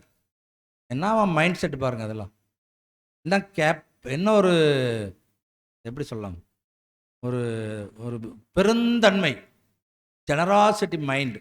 இதுதான் அப்போஸ்தலர்களுக்கு இருந்துச்சு. ஏன்னா தனக்கு இல்லாவிட்டாலும் என்ன பண்ணுவாங்க, அப்போஸ்தலன் பவுல் கூடார தொழிலை தனக்காக மட்டும் செய்யலைங்க. வசனத்தில் சொல்றார், இந்த கைகளே எனக்காகவும் என்னோடு இருக்கிறவர்களுக்காகவும் வேலை செய்தது. எஸ், நாமும் நம்மளோட உடன் சகோதரர்களுக்காக வேலை செய்யணுங்க. ஏன் பிரதர் எனக்காக வேலை செய்யறதே 8 மணி நேரம் முடிய மாட்டேங்குது, இதில் போய் இன்னொரு பிரதருக்கு வேறு வேலை செய்யணுங்கிறீங்கன்னா செய்யணும். 8 மணி நேரம் வேலை உங்களுக்காக செய்கிறீங்களா? 1 மணி நேரம், அரை மணி நேரம் வேலை உடன் சகோதரருக்காக செய்யுங்க. அது போய் ஒரு கடையில் வேலை செஞ்சு சம்பாதிக்கிறதுன்னு இல்லை, அந்த சகோதரர்கிட்ட போய் பேசிகிட்டு இருங்க. அவர் நினச்சிருப்பார், இன்றைக்கி யாராவது நம்மக்கிட்ட பேச மாட்டாங்களா, ரொம்ப ஒரு மாதிரி ஃபீல் பண்ணுறமே அப்படின்னு. அப்போ டக்குன்னு அந்த நேரத்தில் என்ன பண்ணுவார், நீங்கள் போய் பேசும்போது, அட சகோதரர் வந்துட்டார், கொஞ்சம் மனசுக்கு ஆறுதலாக இருக்குது, சந்தோஷமாக. அதுதாங்க, இதுதான் தேவன் இந்த கடைசி காலங்களில் எதிர்பார்க்குறார். இந்த ஃபெல்லோஷிப். இங்கே இருக்கிற மூப்பர், இங்கே இருக்கிற எல்டர், டீக்கன்ஸ், இதெல்லாம் ஒன்றுமே இல்லை. இதெல்லாம் தேவன் கொடுக்கக்கூடிய டெம்பரரி அரேஞ்ச்மெண்ட்ஸ். இதெல்லாம் சீக்கிரமாக கடந்து போயிடும். இதுக்காக நம்ம வரல, எல்டர் ஆகிறதுக்காக வரல, டீக்கன் ஆகிறதுக்காக வரல. நம்ம எதுக்காக வந்திருக்கோம்? சபையாகிறதுக்காக வந்திருக்கிறோம். Our aim is to reach the body member of Christ. கிறிஸ்துவின் சரீர அங்கமாக நம்ம மாறணும்.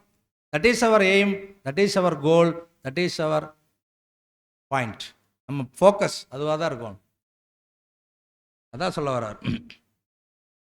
பாபிலோனிலிருந்து பிரித்தெடுக்கப்பட்டவர்களாக நாம் ஒருவரிடமிருந்து இன்னொருவர் பிரிந்து தனித்து காணப்படக்கூடாதுங்கிறார். நம்ம எங்கேருந்து பிரிஞ்சு வந்துட்டோம்? பாபிலோன்லேருந்து பிரிஞ்சு வந்துட்டோம்னு சொல்லிடுறோம். சொல்லிட்டு இங்கே வந்து என்ன பண்ணுறது? இங்கே வந்து தனித்தனியாக பிரிஞ்சிருக்கிறது. அந்த பெதர்கிட்ட மட்டும் பேசுகிற கூப்பிட்டு போகாதீங்க பெதர், நான் அவர்கிட்ட பேச்சுவார்த்தையே கிடையாது. நம்மளும் என்ன சொல்லுவோம்? வெரி குட், நானும் அவர்கிட்ட பேசுறது இல்லைங்க, வாங்க 2 பேர் சேர்ந்து போகலாம். What is the character we reveal?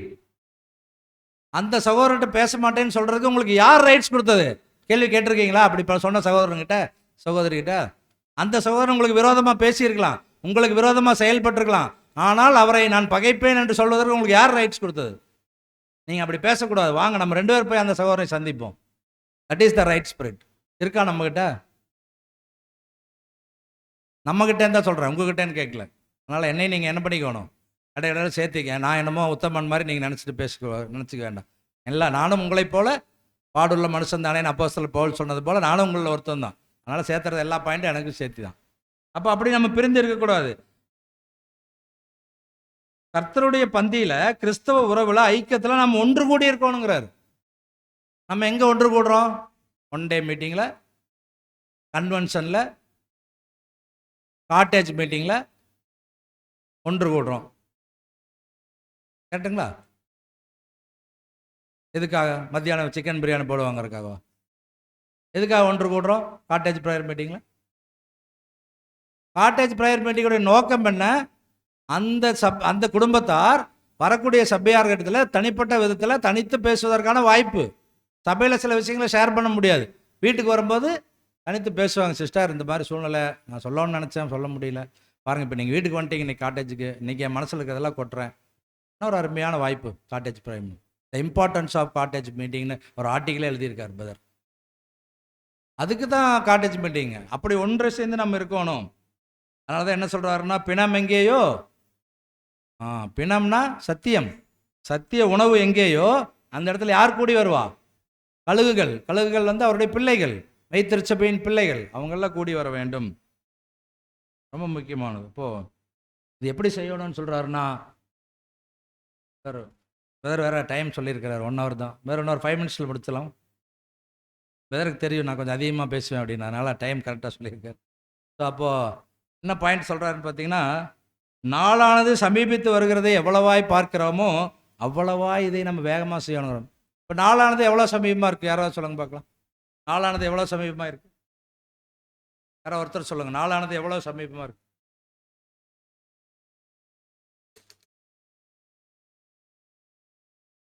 வசனத்தோடு சொன்னீங்கன்னா ரொம்ப ஈஸியாக இருக்குது. நாளானது எவ்வளோ சமீபமாக இருக்குது? வேறு எனக்கு சொல்கிறீங்களா? சீக்கிரம் முடியுங்க, நீ காலம் செல்லாது. ஸோ என்ன வார்த்தைகள் கர்த்தர் சொல்கிறாருன்னா, இதோ வாசற்படியில் நின்று, எங்கே வந்துட்டாருங்க? இங்கேயா? உங்களோட இதில் வாசற்படியே இல்லை இல்லையா? வாசற்படி வச்சுருக்கீங்களா? ஹையஸ்ட் வாசப்படியே திருப்பூர் எக்லீஷியா தான் வச்சுருக்கீங்க.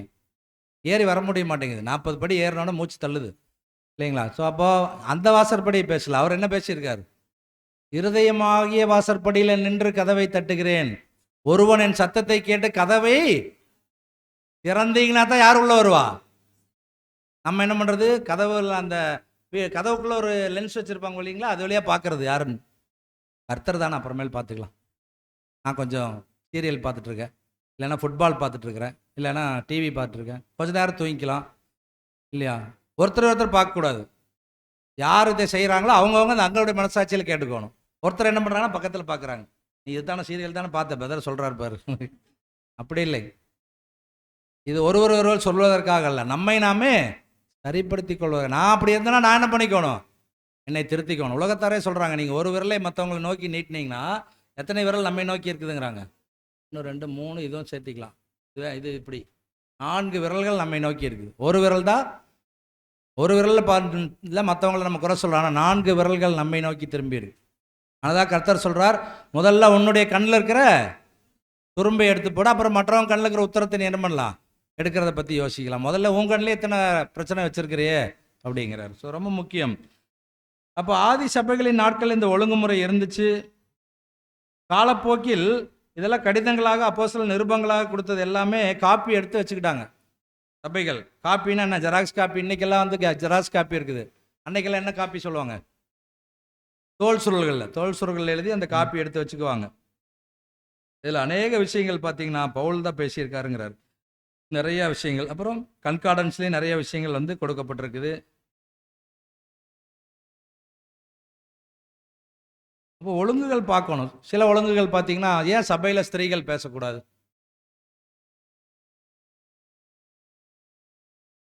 ஸ்திரீகள் பேசாமல் இருக்காங்களா சபையில்?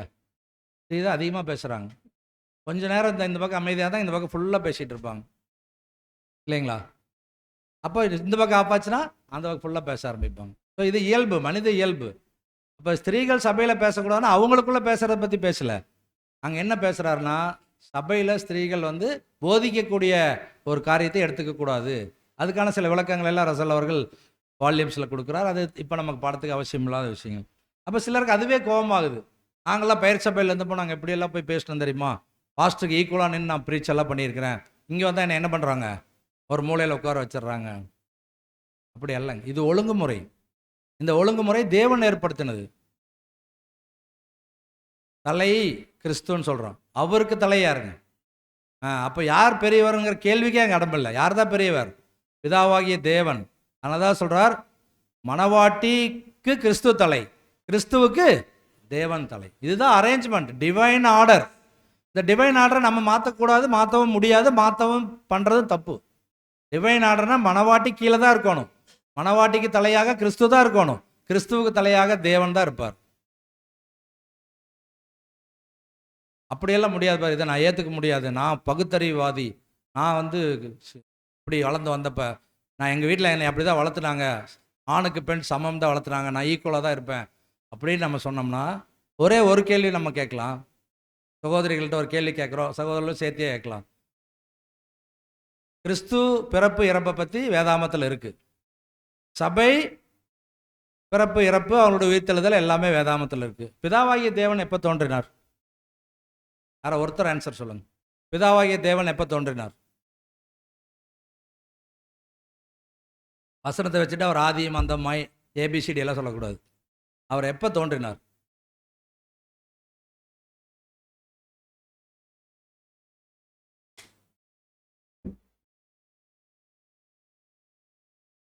என்ன நம்பர்? உலகம் உண்டாவதற்கு முன்பு. அதுக்கு முன்னால் எங்க இருந்தார்? அதற்கு தான் ஆன்சர் சொல்லியிருக்கார். அவர் இருக்கிறவராகவே இருக்கிறார். there is no starting and there is no end for our almighty God. இதை நீங்கள் ஏற்றுக்கொள்கிறீங்களா இல்லையா? இதை பிளைண்டாக நம்புறோமா இல்லையா? அதே போல தான் ஒழுங்குமுறையும் பிளைண்டாக நம்பணும், கொஸ்டின் பண்ணக்கூடாது. பிதாவாகிய தேவன் எப்போ தோன்றினாருங்கிறதுக்கு நம்ம மூளையெல்லாம் வரையறுக்கப்பட்ட சக்தியுடைய மூளைகள். இன்ஃபினிட்டின்னு சொல்கிறது வேற, ஃபைனைட் மைண்டுப்பாங்க. அவர் மைண்ட் ஆர் ஃபினிட் மைண்ட்ஸ். நம்ம மூளைகளெல்லாம் வரையறுக்கப்பட்ட மூளைகள், ஒரு குறிப்பிட்ட அளவு தான் நம்மளால் சிந்திக்க முடியும். அதனால தான் ஐன்ஸ்டீனே வந்து 2% தான் மூளை யூஸ் பண்ணாருங்கிறாங்க. ஆனால் தேவனுடைய அந்த ஆற்றல், மூளைன்னு சொல்ல முடியாது, அவருடைய அனந்த ஆற்றல், அவருடைய வல்லமை, அவருடைய ஞானம், அவருடைய அன்பு, இவைகளெல்லாம் பார்க்கும்போது அது இன்ஃபினிட்டி, அது வரையறுக்க முடியாதது, நம்முடைய மூளையினால் புரிந்து கொள்ள முடியாது. அதனால் நம்ம என்ன பண்ணோம்னா, அதையெல்லாம் கொஸ்டின் பண்ணுறதுக்கு நமக்கு மூளைக்கு சக்தி இல்லைங்க. அதே போல் தான் இந்த ஒழுங்குமுறைகளையும் கொஸ்டின் பண்ணக்கூடாது. இந்த ஒழுங்குமுறைகளுக்கு கீழ்ப்படியணும். அதுக்கு தான் சபைக்கு வந்திருக்கோம். ஒழுங்குமுறைகளுக்கு கீழ்ப்படிவதுக்கு தான் சபைக்கு வந்திருக்கிறோமே ஒழிய ஒழுங்குமுறையை கொஸ்டின் பண்ணுறதுக்கு நம்ம யாரும் வரல. We have no rights to question the rules and regulations which was given by our Almighty God through Lord Jesus and the apostles. அப்போஸ்தலர்களாலும் கர்த்தராகிய இயேசு கிறிஸ்துவினாலும் கொடுக்கப்பட்ட இந்த ஒழுங்குமுறைகளை பற்றி கேள்வி எழுப்புவதற்கு யாருக்கும் எந்த அதிகாரமும் தேவன் கொடுக்கல. கிளியருங்களா? இதுக்கு நம்ம என்ன பண்ணி ஆகணும்? கீழ்ப்படியணும், அவ்வளோதான். தேவ வார்த்தைகளுக்கு கீழ்ப்படிவது மாத்திரமே தேவன் நம்ம இடத்துல எதிர்பார்க்கிற ஒரே வேலையாக இருக்குது. அதனால தான் அப்போ கர்த்தர் சொன்னார், என் பிதா சொல்லிய ஒரு வார்த்தையை இது தாண்டி நான் எதையுமே யோசிக்கவும் இல்லை, சிந்திக்கவும் இல்லைங்கிற. என்ன மாதிரியான பாயிண்ட்ஸ் பாருங்க. அவர் தான் அனந்த ஞானமுள்ள ஒரு தேவனுடைய ஒரே பேரான குமாரன். அவரை கொண்டும் அவருக்கென்று தான் இந்த உலகங்களை எல்லாம் சிருஷ்டித்தார், அண்ட சராசரங்களையும் சிருஷ்டித்தார். யூனிவர்ஸ், அந்த யூனிவர்ஸில் இருக்கிற உயிரினங்களில் மனிதன் எல்லாவற்றையும் தேவன் கிறிஸ்துவுக்காக சிருஷ்டித்தார். ஆனால் அந்த கிறிஸ்து சொல்றார், பிதாவாகிய தேவன் சொல்லியவைகளை தாண்டி நான் ஒரு விஷயத்தை யோசிக்கவே இல்லைங்கிறார். அப்ப நான் ஏன் யோசிக்கணும்? கர்த்தரே தேவன் சொல்லிய விஷயத்தை தாண்டி யோசிக்கவே இல்லை. நம்ம யோசிக்க வேண்டிய தேவையே இல்லை. நம்ம ரொம்ப அறிவாளிகளா கர்த்தரை விட?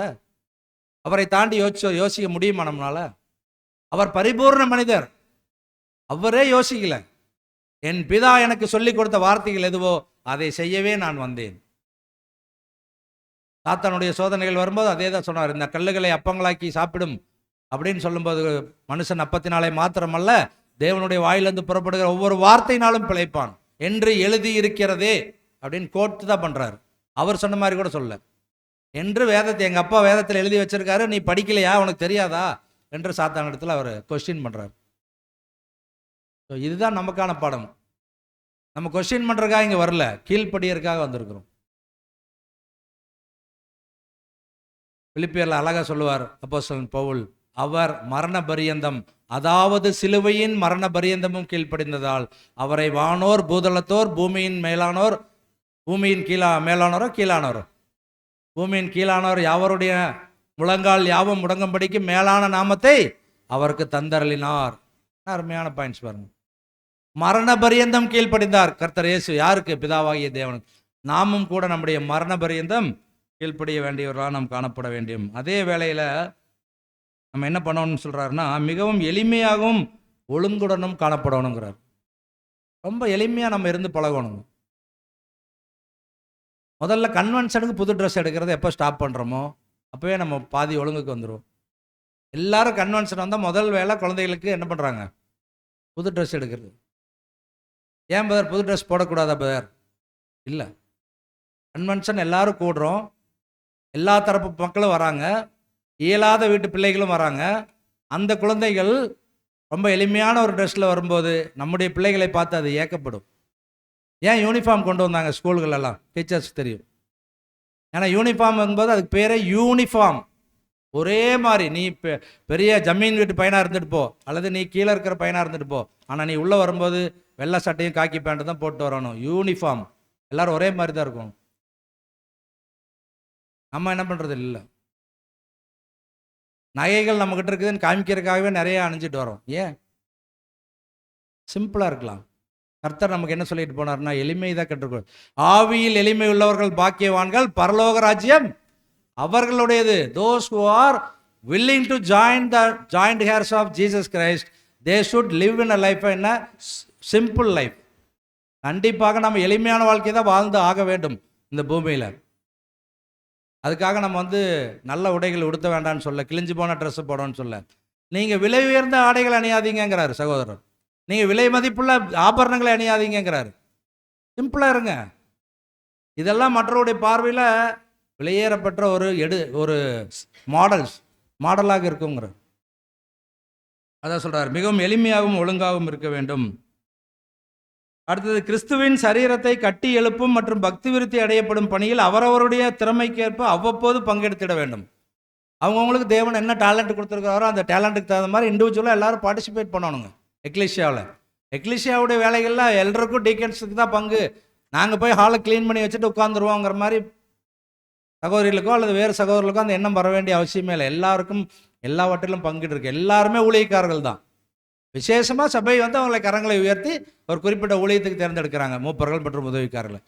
மற்றபடி எல்லாரும் ஊழியக்காரர்கள் தான். அதனால் எல்லாரும் அப்படி இருக்க வேண்டும் சொல்கிறார்.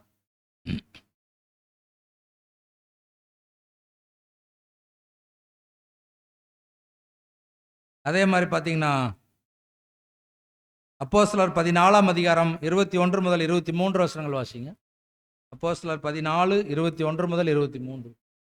அந்த பட்டணத்தில் அவர்கள் சுவிசேஷத்தை பிரசங்கித்து அநேகரை சீஷராக்கின பின்பு லீஸ்திராவுக்கும் இக்கோனியாவுக்கும் அந்தியோகியாவுக்கும் திரும்பி வந்து சீஷருடைய மனதை திடப்படுத்தி விசுவாசத்திலே நிலைத்திருக்கும்படி அவர்களுக்கு புத்தி சொல்லி, நாம் அநேக உபத்திரவங்களின் வழியாய் தேவனுடைய ராஜ்யத்தில் பிரவேசிக்க வேண்டும் என்று சொன்னார்கள்.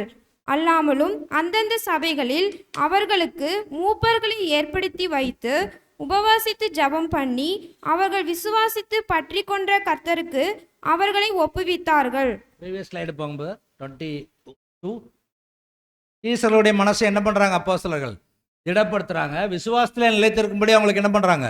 புத்தி சொல்கிறாங்க. நாம் அநேக உபத்திரவங்களின் வழியாய் தேவனுடைய ராஜ்யத்தில் பிரவேசிக்கணும். அண்டர்லைன் பண்ணிக்கோங்க. இது ஆதி சபைக்கு என்ன சொல்லி கொடுத்தாங்களோ அப்போஸ்தலர்கள், இதே தான் கடைசி கால சபைக்கும். நாம் அநேக உபத்திரவங்களின் வழியாய் மாத்திரம்தான் கிறிஸ்துவுக்குள்ள பிரவேசிக்க முடியும். பிரதர், எனக்கு 2 உபத்திரவம் வந்துருச்சு பிரதர். அநேகம்னா எவ்வளோங்க? அநேகம்னா எவ்வளோ சொல்லுவோம்? 1 2 இல்லை நிறையாவா? நிறையா இருந்தால் தான் அநேகம்னு சொல்லுவோம். 1 2 இருந்தால் அதை 1 2 3 4 கவுண்ட் பண்ணிடுவோம். நிறையா கணக்கிட முடியாத அளவுக்கு இருந்தால் தான் அதை அநேகம்னு சொல்லுவோம். அப்போ அநேக உபத்திரவங்களின் வழியாய் தேவனுடைய ராஜ்யத்தை எப்படி வேணால் வரலாம், யாருக்கு வேணால் வரலாம், எந்த ரூபத்தில் வேணால் வரலாம். நம்முடைய அருமையானவர்களை நம்ம மறிக்க கொடுத்துருக்கலாம். நம்முடைய பிள்ளைகளுக்கு உபத்திரவங்கள் வரலாம். நம்முடைய உடன் சகோதரர்களுக்கு உபத்திரவங்கள் வரலாம். நோய்கள் வரலாம். மரணங்கள் சம்பவிக்கலாம். விபத்துகள் ஏற்படலாம். கொள்ளை நோய்கள் வரலாம். எல்லாமே ஏற்படலாம். இது எதுவுமே நம்ம விலக்கு இல்லைங்க.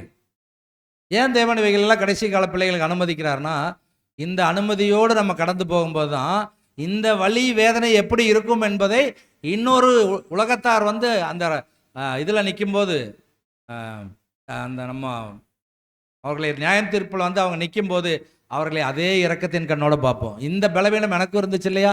இந்த வலி நானும் அனுபவிச்சு இல்லையா? இந்த சகோதரன் எவ்வளோ வலி வேதனையோடு இருந்திருப்பார். எஸ், அவருக்கு நம்ம மெர்சி காமிக்கணும், அவருக்கு இரக்கம் காண்பிக்கணும். அதை உணர்ந்து கொள்வதற்காகவே தேவன் நமக்கு அந்த அனுபவங்களை கொடுக்கிறார். முள்ளு குத்திருச்சு பதார், ரொம்ப வலிக்குது பார் அப்படின்னு நான் சொன்னேன்னா சகோதரர்கள் என்ன சொல்லுவாங்க? முள்ளு குத்துனதுக்கெல்லாம் நீங்கள் என்ன பார், சின்ன முள், அதுக்கெல்லாம் ரொம்ப நடந்து இந்த பக்கம் வந்தோன்னா அதே முள் அவங்களுக்கு குத்துனோன்னு என்னப்பாங்க? அம்மா அப்படிம்பாங்க. என்ன பதர் திரும்பினோன்னா, பதர் உங்களை குத்துன முள் என்ன பார், எனக்கு குத்தும்போது முள்ளு தானே அப்படின்னீங்க பார், அது உங்களுக்கு குத்தும்போது இப்போ என்னையவே குத்திருச்சு இல்லை, எனக்கு வலிக்குது இல்லை. பார்த்தீங்களா? அப்போ என்னன்னா நமக்கு வரும்போது முள் வலிக்கிறது, மற்றவர்களுக்கு குத்தும்போது தெரிகிறது. அதனால தான் அப்போ சிலர் சொல்கிறாங்க, எல்லாருக்கும் அந்த அனுபவம் வந்து உள்ளே போயிட்டு வெளியில் வரணும். அப்போ தான் மற்றவங்க அந்த அனுபவத்துக்குள்ளே போகிறத அதே இரக்கத்தின் கண்ணோட பார்ப்போம். இல்லைன்னா நம்ம என்ன எளிமையாக சொல்லிடுவோன்னா, முள்ளு தானே பார், இதுக்கு போய் இவ்வளோ ஆர்ப்பாட்டம் பண்ணுறீங்க. அதே முள் நம்மை குத்தும்போது என்ன சொல்கிறோம்? அம்மான்னு கத்துறோம். அங்கே தான் தேவன் வந்து விஷயத்தையே வச்சிருக்கிறார். இந்த அனுபவத்தை என் மகனே என் மகளை நீ வாங்கு. அப்போ தான் இன்னொரு மகள் அந்த வழியை வாங்கி உன் முன்னால் வந்து நிற்கும்போது நீ இரக்கத்தின் பார்வை பார்ப்ப. இந்த சத்தியத்தை ஏன் தேவன் நமக்கு கொடுத்தார்? கொலோசையர் 1 அதிகாரம் 21 22 நினைக்கிறேன், அல்லது 29 30 எடுத்து பாருங்க. அதில் வசனம் இருக்கும், பைத்தியக்காரர்களையும் உலகத்தில் அற்பமாய் இருக்கிறவர்களையும் பைத்தியமாய் எண்ணப்பட்டவர்களையும் தான் தேவன் தேர்ந்தெடுத்தார். ஞானிகளை அல்ல, கல்விமான்களை அல்ல. ஏன்னா ஞானிகளுக்கு கல்விமான்களுக்கு எடுத்திருந்தா அவங்க என்ன சொல்லுவாங்க? எங்களுடைய ஞானத்தினால தேவன் என்ன பண்ணார்? எங்களை தேர்ந்தெடுத்தார், அதனால் இந்த சத்தியம் எங்களுக்கு புரிஞ்சுதுன்னு சொல்லிடுவாங்க. ஆனால் உலகத்தில் பைத்தியமானவைகள், அற்பமானவைகள், உலகத்தால் கைவிடப்பட்டவர்கள், அவர்களை தேவன் தேர்ந்தெடுக்கிறார். அவர்களுக்கு இந்த சத்தியத்தை கொடுக்கிறார். அவர்களை இந்த சத்தியத்தை நிலைநிறுத்துகிறார். அதை பார்த்த உலகம் ஆச்சரியப்படுது. இந்த சகோதரனா, இந்த சகோதரி ரொம்ப எளிமையான பேக்ரவுண்டில் வந்தவங்களாச்சு, ரொம்ப படிப்பறிவும் கூட இல்லையே, ரொம்ப சின்ன வேலை தானே செய்கிறாங்க, பெரிய பொருளாதார வசதியும் இல்லையே, எப்படி நிற்கிறாங்க இந்த ஓட்டத்தில்? ஆச்சரியமா இருக்கே. அதுதான் தேவன் மேல் வைக்கக்கூடிய பக்தி வைராக்கியம். அதனால தான் அப்போஸ்தலர்கள் சொல்றாங்க, கர்த்தர் நல்லவர் என்பதை ருசித்து பார். டேஸ்ட் மீங்கிறார். Taste me. ஒரு தேன் எடுத்து கொடுத்து இனிக்குதுன்னு சொன்னா தெரியாது நமக்கு. அந்த தேன் என்ன பண்ணணுங்க? எடுத்து வாயில் வச்சு நல்லா சுவைக்கணும். அப்போதான் தேன் எவ்வளோ இனிமையானு தெரியும். கர்த்தர் அவ்வளோ இனிமையானவர் என்பதை, தேவன் அவ்வளோ இனிமையானவர் என்பதை ருசி பார்க்கணுங்க. அடி வாங்கணும், கேட்கணும் தேவனிடத்துல. தேவனே எனக்கு அடிகள் கொடுங்க, நான் திருந்துவதற்கு எனக்கு அடிகள் கொடுங்க, நான் உங்களோடு இருப்பதற்கு எனக்கு அடிகள் கொடுங்க, நான் உங்களை விட்டு பிரியாமல் இருப்பதற்கு எனக்கு அடிகள் கொடுங்க என்று சொல்லி கேட்டு வாங்கணுங்க. உபத்திரவங்களை கேட்டு வாங்கணும். அப்போஸ்தலன் பவுல் அப்படி தான் சொன்னார், எனக்கு உபத்திரவங்களை தேவனே நீங்கள் தாருங்கள். ஏன்னா அந்த அநேக உபத்திரவங்களின் வழியாய்த்தான் தேவ ராஜ்யத்தில் பிரவேசிக்க முடியும் என்று நான் புரிஞ்சுக்கிட்டேன். அடுத்த வசனம் சொல்றாரு பாருங்க 23 அல்லாமலும் அந்தந்த சபைகளில் அவர்களுக்கு யாரை ஏற்படுத்தி வைக்கிறார்? மூப்பர்களை. அவரே சொல்லிட்டார்ல, அப்போஸ்தலன் பவுலே எல்லா ரூல்ஸ் அண்ட் ரெகுலேஷனும் கொடுத்துட்டார். அப்புறம் ஏன் மூப்பர்களை ஏற்படுத்தி வைக்கிறார்? அதுதான் டிவைன் ஆர்டர், தெய்வீக ஒழுங்கு. ஒவ்வொரு சபைக்கும் ஒரு மூப்பர் காணப்பட வேண்டும் அல்லது மூப்பர்கள் காணப்பட வேண்டும் என்பது தெய்வீக ஒழுங்கு. அந்த ஒழுங்கை அப்போஸ்தலர்கள் நிறைவேற்றிட்டு வராங்க ஒவ்வொரு சபைகளிலும். அந்த ஒழுங்கை தான் இன்றைக்கும் அடுத்த வாரம் நம்முடைய சபையிலும் திருப்பூர் சபையிலும் நாம் செய்ய போகிறோம். அடுத்து உபவாசித்து ஜெபம் பண்ணி அவர்கள் பற்றி கொண்ட கர்த்தருக்கு அவர்களை ஒப்புவித்தார்கள். இதுதான்.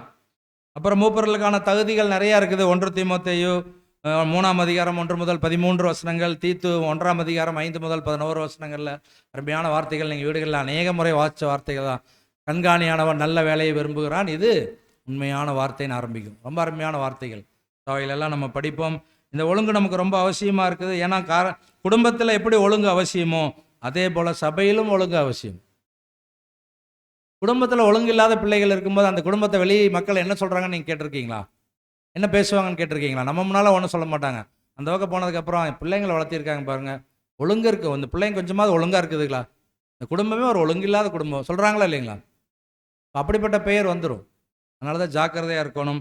அப்புறம் போதக சமர்த்தர்களாக இருப்பவர்களை பார்த்து நம்ம என்ன பண்ணோம்னா தேர்ந்தெடுக்கணும். ஞானமுள்ள விவேகமுள்ள ஊழியக்காரர்களை தேர்ந்தெடுக்க வேண்டியவர்களாக இருக்கணும். அதே போல் கேட்டுக்கு ஏதுவான வேத புரட்டுகளை தந்திரமாய் நுழைய பண்ணுகிறவர்களையும் அடையாளம் கண்டுபிடித்து சபைக்கு இனம் காட்டக்கூடியவர்களாய் இந்த மூப்பர்கள் இருக்கணும். ஏன்னா எல்லாமே சத்தியம்னு எடுத்துக்க முடியாது. சத்தியம் எவ்வளோ இருக்குங்க? சத்தியம் எவ்வளோ இருக்கு? நிறையா இருக்கா? ஒன்று இருக்காங்க? நிறையா இருக்குங்களா? சத்தியம் ஒன்று தான். சத்தியத்தில் இருக்கக்கூடிய பல்வேறு விதமான பரிமாணங்கள் தான் வேறு. டிஃப்ரெண்ட் ஆங்கிள்ஸில் சத்தியத்தை படிக்கிறோம். கேரக்டர் ஸ்டடியாக படிக்கிறோம், டைப் அண்ட் ஆன்டி டைப்பாக படிக்கிறோம். இந்த மாதிரி டிஃப்ரெண்ட் வியூவில் பார்க்குறோம், பல்வேறு பரிமாணங்களில் பார்க்குறோம். ஆனால் சத்தியம் ஒன்று தான். சத்தியத்துக்கு மாற்ற வேறு எது வந்தாலும் அது அசத்தியம், அது சத்தியம் அல்ல. அப்போ நம்ம அது ரொம்ப ஜாக்கிரதையாக இருக்கணும். உங்களிலும் சிலர் எழும்பி சீசர்களை தங்களிடத்தில் இழுத்துக்கொள்ளும்படி மாறுபாடானவர்கள் என்ன பண்ணுவாங்க? போதிப்பாங்கன்னு கடைசி கால சபைக்கு எச்சரிப்பு அங்கே தேவன் கொடுக்குறாரு. அப்போ அது ரொம்ப முக்கியம். அடுத்தது பார்க்கும்போது அப்போஸ்தலர்கள் தான் இந்த வழிமுறைகளை காண்பிச்சிருக்கிறாங்க. இந்த ஏற்பாட்டுக்கும் இந்த ஒழுங்குமுறைக்கும் யாராவது ஒருவர் ஒத்து வரலைன்னா அவர்கள் என்ன ஆகிறாங்கன்னு பார்க்கும்போது அவர்கள் தேவனுடைய அந்த அந்த ஒரு ப்ராவிடன்ஸ்லேருந்து வெளியில் போயிடுறாங்கங்கிறார். தேவ பாதுகாப்புலேருந்து வெளியில் போயிடுறாங்க. ஏன்னா தேவன் தான் இந்த ஒழுங்குமுறையை அப்போஸ்தலர் மூலமாக கொடுத்தார். அப்போ இந்த ஒழுங்குமுறையை நான் ஏற்றுக்க மாட்டேன்னு சொன்னால் அந்த தேவ ஒழுங்குலேருந்து வெளியில் போனாங்கன்னா தேவனுடைய பாதுகாப்பும் வெளியில் போயிடும். அதனால தான் ஏற்ற காலத்தில் தேவன் உங்களை உயர்த்தும்படி அவருடைய பலத்த கரத்திற்குள் அடங்கி இருங்கள். தேவன் கையில் அடங்கி இருக்கணும். நம்ம படிப்பில் PhD வாங்கியிருக்கலாம், வீட்டில் சொத்து நிறையா இருக்கலாம், வீடுகள் நிறையா கட்டியிருக்கலாம், வாகனம் நிறையா வச்சுருக்கலாம், பேங்க் பேலன்ஸ் நிறையா இருக்கலாம். எதுவுமே உதவாது. எதுக்கு உதவாதுங்க? ராஜ்யத்தின் புத்திரர்களாக நம்மை தகுதியாக்குவதற்கு. நீங்கள் கேள்விப்பட்டிருப்பீங்க, KMCHன்னு கோவையில் ஒரு மிக பெரிய மருத்துவமனை, உலகத்தரம் வாய்ந்த மருத்துவமனை. அந்த மருத்துவமனையினுடைய MD நிர்வாக அரங்காவலர், அவர் ஒரு டாக்டர், அவங்க ஒய்ஃபு டாக்டர். அவங்க இறந்துட்டாங்க. நீங்கள்லாம் கேள்விப்பட்டிருப்பீங்க, பிரதர்ஸ்க்கெல்லாம் நல்லா தெரியும். தவமணி சொல்லி அவங்க பேர். அங்கே உள்ள வேலை செஞ்ச ஒரு ஸ்டாஃப் சொல்கிறாங்க, அவங்களுக்கு கடைசியாக போட்ட ஊசியினுடைய விலை 1 கோடி ரூபாய். அவங்களுக்கு கடைசியாக செலுத்தின ஒரு ஊசியின் விலை 1 கோடி ரூபாய். வெளிநாட்டிலேருந்து வரவழைச்சு அந்த ஊசி போட்டிருக்காங்க, கேன்சர் ஊசி. There is no benefit. உலகத்தால் காப்பாற்ற முடியாதுங்க. நீங்கள் 1 கோடிக்கு ஊசி போடலாம், பல லட்சங்கள் கையில் வச்சுருக்கலாம், பல கோடிகள் கையில் வச்சுருக்கலாம். ஆனால் ஜீவன் யாருடைய கையில் இருக்குது? அதனால தான் சொல்கிறார், காலங்கள் அவருடைய கரத்தில் இருக்கிறது, யாரும் அவரிடத்துலேருந்து நம்ம தப்பவே முடியாது. அதனால தான் அது ரொம்ப ஜாக்கிரதையாக இருக்கணும். அப்புறம் வழிநடத்தும் ஸ்தானத்தை நாமவே எடுத்துக்கொள்வது, அதுவும் இருக்கக்கூடாது. சபையால் கரங்கள் உயர்த்தப்பட்டு சரியானபடி ஒழுங்குமுறைப்படி குரோட்டோனியா முறைப்படி தேர்ந்தெடுக்கப்பட்டிருக்கணும். அந்த வார்த்தைகள் சொல்கிறார். அப்புறம் சபையில் ஒரு வேளை இந்த மாதிரி ஏற்பாடு ஏன் பேர் இதை வருஷம் வைக்கணும்? வருஷம் வைக்கிறனால தானே பேர் வருஷம் சண்டை வருது, பிரிவினைகள் வருது. அதனால் நம்ம 1 வருஷம் நடத்திட்டு அவங்களே விட்டுறலாம் பேர், இல்லைன்னா நடத்தவே வேண்டாம் பேர். அப்படின்னா என்ன சொல்கிறீங்கன்னா, தேவனே உங்களுக்கு ஞானம் குறைவு, நீங்கள் சொல்கிறத விட நாங்கள் டிஃப்ரெண்ட்டாக இன்னொரு ஐடியா சொல்கிறோம், இதை செயல்படுத்தி பாருங்கள் நல்லா இருக்கும்னு யாருக்கு ஆலோசனை சொல்கிறோம்? இன்னும் டேஞ்சர் இல்லைங்களா? தேவன் ஒரு ஆலோசனை கொடுத்துருந்தாருன்னா அதுக்கு முட்டிங்கால் போட்டு அதற்கு ஒபே பண்ணுறது தான் நம்முடைய வேலை. வருஷம் செய்ய சொல்கிறீங்களா, செஞ்சிடறோம். தேவனே இந்த முறைப்படி தான் செய்யணும்னு சொல்கிறீங்களா, செஞ்சிடறோம். இதுபடி கீழ்ப்படியணும்னு சொல்கிறீங்களா, கீழ்ப்படிஞ்சிடறோம். வேற எது கேள்வியே இல்லை. குயவன் கையில் களிமண் நான் அனுதினம் நீர் வணைந்திடு. பாட்டெல்லாம் நல்லா பாடுறோம், ஆனால் வணையும் போது மட்டும் என்ன சொல்லுவோம், தேவனே கொஞ்சம் லெஃப்ட் போகிறீங்க, அப்படியே ரைட் வந்துடுங்க, ரைட்டில் வணைங்க என்னைய. அவர் என்ன பண்ணுவார், மொத்தமாக வெளியே வீசிடுவார். இந்த மண் என்ன ஆகாது, நல்ல பாத்திரமாகாதுன்னு சொல்லி அந்த மண்ணை தூக்கி வீசிடுவார். தேவனுடைய கரங்களில் வணைந்து கொடுக்கறதுக்கு நீங்கள் பார்த்துருக்கீங்களா, எவ்வளோ அழகாக குயவன் அந்த பாட்டு செய்வார். நீங்களாம் பார்த்துருக்கீங்களா? இப்போல்லாம் எல்லாம் இதில் வந்துருச்சு. நான்லாம் சின்னதில் போய் அந்த சக்கரம் சுற்றி விட்டு அழகாக அப்படியே கையில் கொண்டு போவாங்க. அப்படியே அந்த வடிவம் போயிட்டே இருக்கும். அதுதான் குயவன் கையில் களிமண்ணான் அனுதினம் நீர் வணைந்திடுவீர். அருமையான வார்த்தைகள். லாஸ்ட்டாக என்ன சொல்கிறாருன்னு பார்க்கும்போது, சத்தியத்திற்கு உண்மையாய் இருத்தல் என்பது அடிக்கடி பிரிவினைகளை உண்டு பண்ணுகிறது. அப்பா, வேறுடைய அருமையான பாயிண்ட்.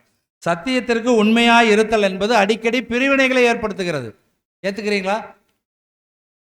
எஸ்.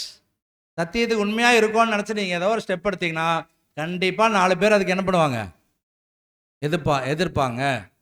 பிரிவினைகள் அங்கே வரும். அதுக்காக நீங்கள் போய் வேறு அந்த நாளில் நீங்கள் ஒருத்தரான்னு யாரையும் போய் கேட்கக்கூடாது. அது தேவன் அறிவார் யார் அந்த வேலைகளை செய்கிறாங்க. அதனால தான் அவர் என்ன சொல்கிறாருன்னா, சபையில் சிலையும் இருக்குது, உளியும் இருக்குது. சபையில் என்ன இருக்குது, சிலையும் இருக்குது, உளியும் இருக்குது. ரெண்டுமே இருக்குது. எந்த கல் சிலையாக போகுது, எந்த கல் உளியாக போகுதுங்கிறது யாருக்கு தான் தெரியும். ஒருவேளை நம்ம உளியாக இருந்துட்டு சிலையை பார்த்து நம்ம என்ன சொல்லிகிட்டு இருப்போம், வேறு சப்ஜெக்ட் படிக்கிறீங்க, என்ன பேசுகிறீங்க, நீங்களே எப்போ வந்தவர் எக்லிஷாக்கு, எப்போ நீங்களே எப்படி பாடம் எடுக்கணும், அவர்கிட்ட பேசிகிட்டு இருப்போம். தேவன் மேலேருந்து என்ன சொல்லுவார், ஐயோ மகனே, அவர் சிலை ஆகிட்டாரு, நீ உளியாக இருந்துட்டு அவருக்கு போய் சொல்லிகிட்டு இருக்கிறியா, நீ முதல் சரியாகு. ரொம்ப கஷ்டங்க, டேஞ்சரஸ் பாயிண்ட். தெரியாது யாரை தேவன் பயன்படுத்துவார், யாரை எந்த இடத்துல வச்சிருப்பார். சபையில் எங்கோ ஒரு மூலையில் யாருக்குமே தெரியாமல் பெயர் அறியாமல் இருக்கிற ஒரு சகோதரனை தேவன் அங்கே மேலே வந்து நட்சத்திரத்தில் ஒருவராக வச்சிருப்பார். மிகப்பெரிய ஸ்பீக்கராக தமிழ்நாடு, இந்தியா, உலகம் முழுதும் போயிட்டு வந்துட்டுருப்பார். இந்த பூமியிலே அதற்கான பலனை நீங்கள் என்ன பண்ணிட்டீங்க, பெற்றுக்கொண்டீர்கள். அதான் சொல்கிறார், நீங்கள் ஏதாவது பண்ணி நீங்கள் இப்போ இந்த பூமியில் நீங்கள் வாங்கணும், பெயர் வாங்கணும்னு நினச்சிங்கன்னா அதற்கான பலனை இப்பொழுதே பெற்றுக்கொண்டீர்கள். அவ்வளோதான். பூமியிலே உங்களை ஜனங்கள் நல்ல ஸ்பீக்கர்னு சொல்லிட்டாங்க. அதுக்கு மேலே நீங்கள் எதுக்கு என்னுடைய மகனுடைய சாயலுக்கு வரப்போறீங்க, வேண்டாம், நோ நீடு. கட் பண்ணிடுவார், அந்த கல்லை வெட்டி எடுத்துருவார். ரொம்ப அப்போ நம்ம என்னன்னா, இது உண்மைதான். சத்தியத்திற்கு உண்மையாக இருத்தல் என்பது அடிக்கடி பிரிவினைகளை உண்டு பண்ணுகிறது. அதனால் நம்ம அப்படி பிரிவினைகளுக்காக நம்ம நிற்க வேண்டாம், போராட வேண்டியவர்களாய் நம்ம இருக்கிறோம். அப்புறம் எவ்வித ஒழுங்கையும் நாம் என்ன பண்ணோம்னா வலுப்படுத்த வேண்டும்ங்கிறார். ஒழுங்குமுறைகளை சபையில் வலுப்படுத்தணுங்க. அது யார் எதிர்த்தாலும் சரி, ஒழுங்குமுறையை செஞ்சு தான் ஆகணும். யாருக்காகவும் சத்தியம் வளைந்து கொடுக்காது. சத்தியம் ஒருவருக்காகவும் வளைந்து கொடுக்காது. பிதாவாகிய தேவனும் கர்த்தரும் அப்போஸ்தலரும் கொடுத்த சத்தியத்தை யார் ஒருவருக்காகவும் நம்ம வளைஞ்சு கொடுக்கவே கூடாது. அது ரொம்ப முக்கியமான பாயிண்ட்.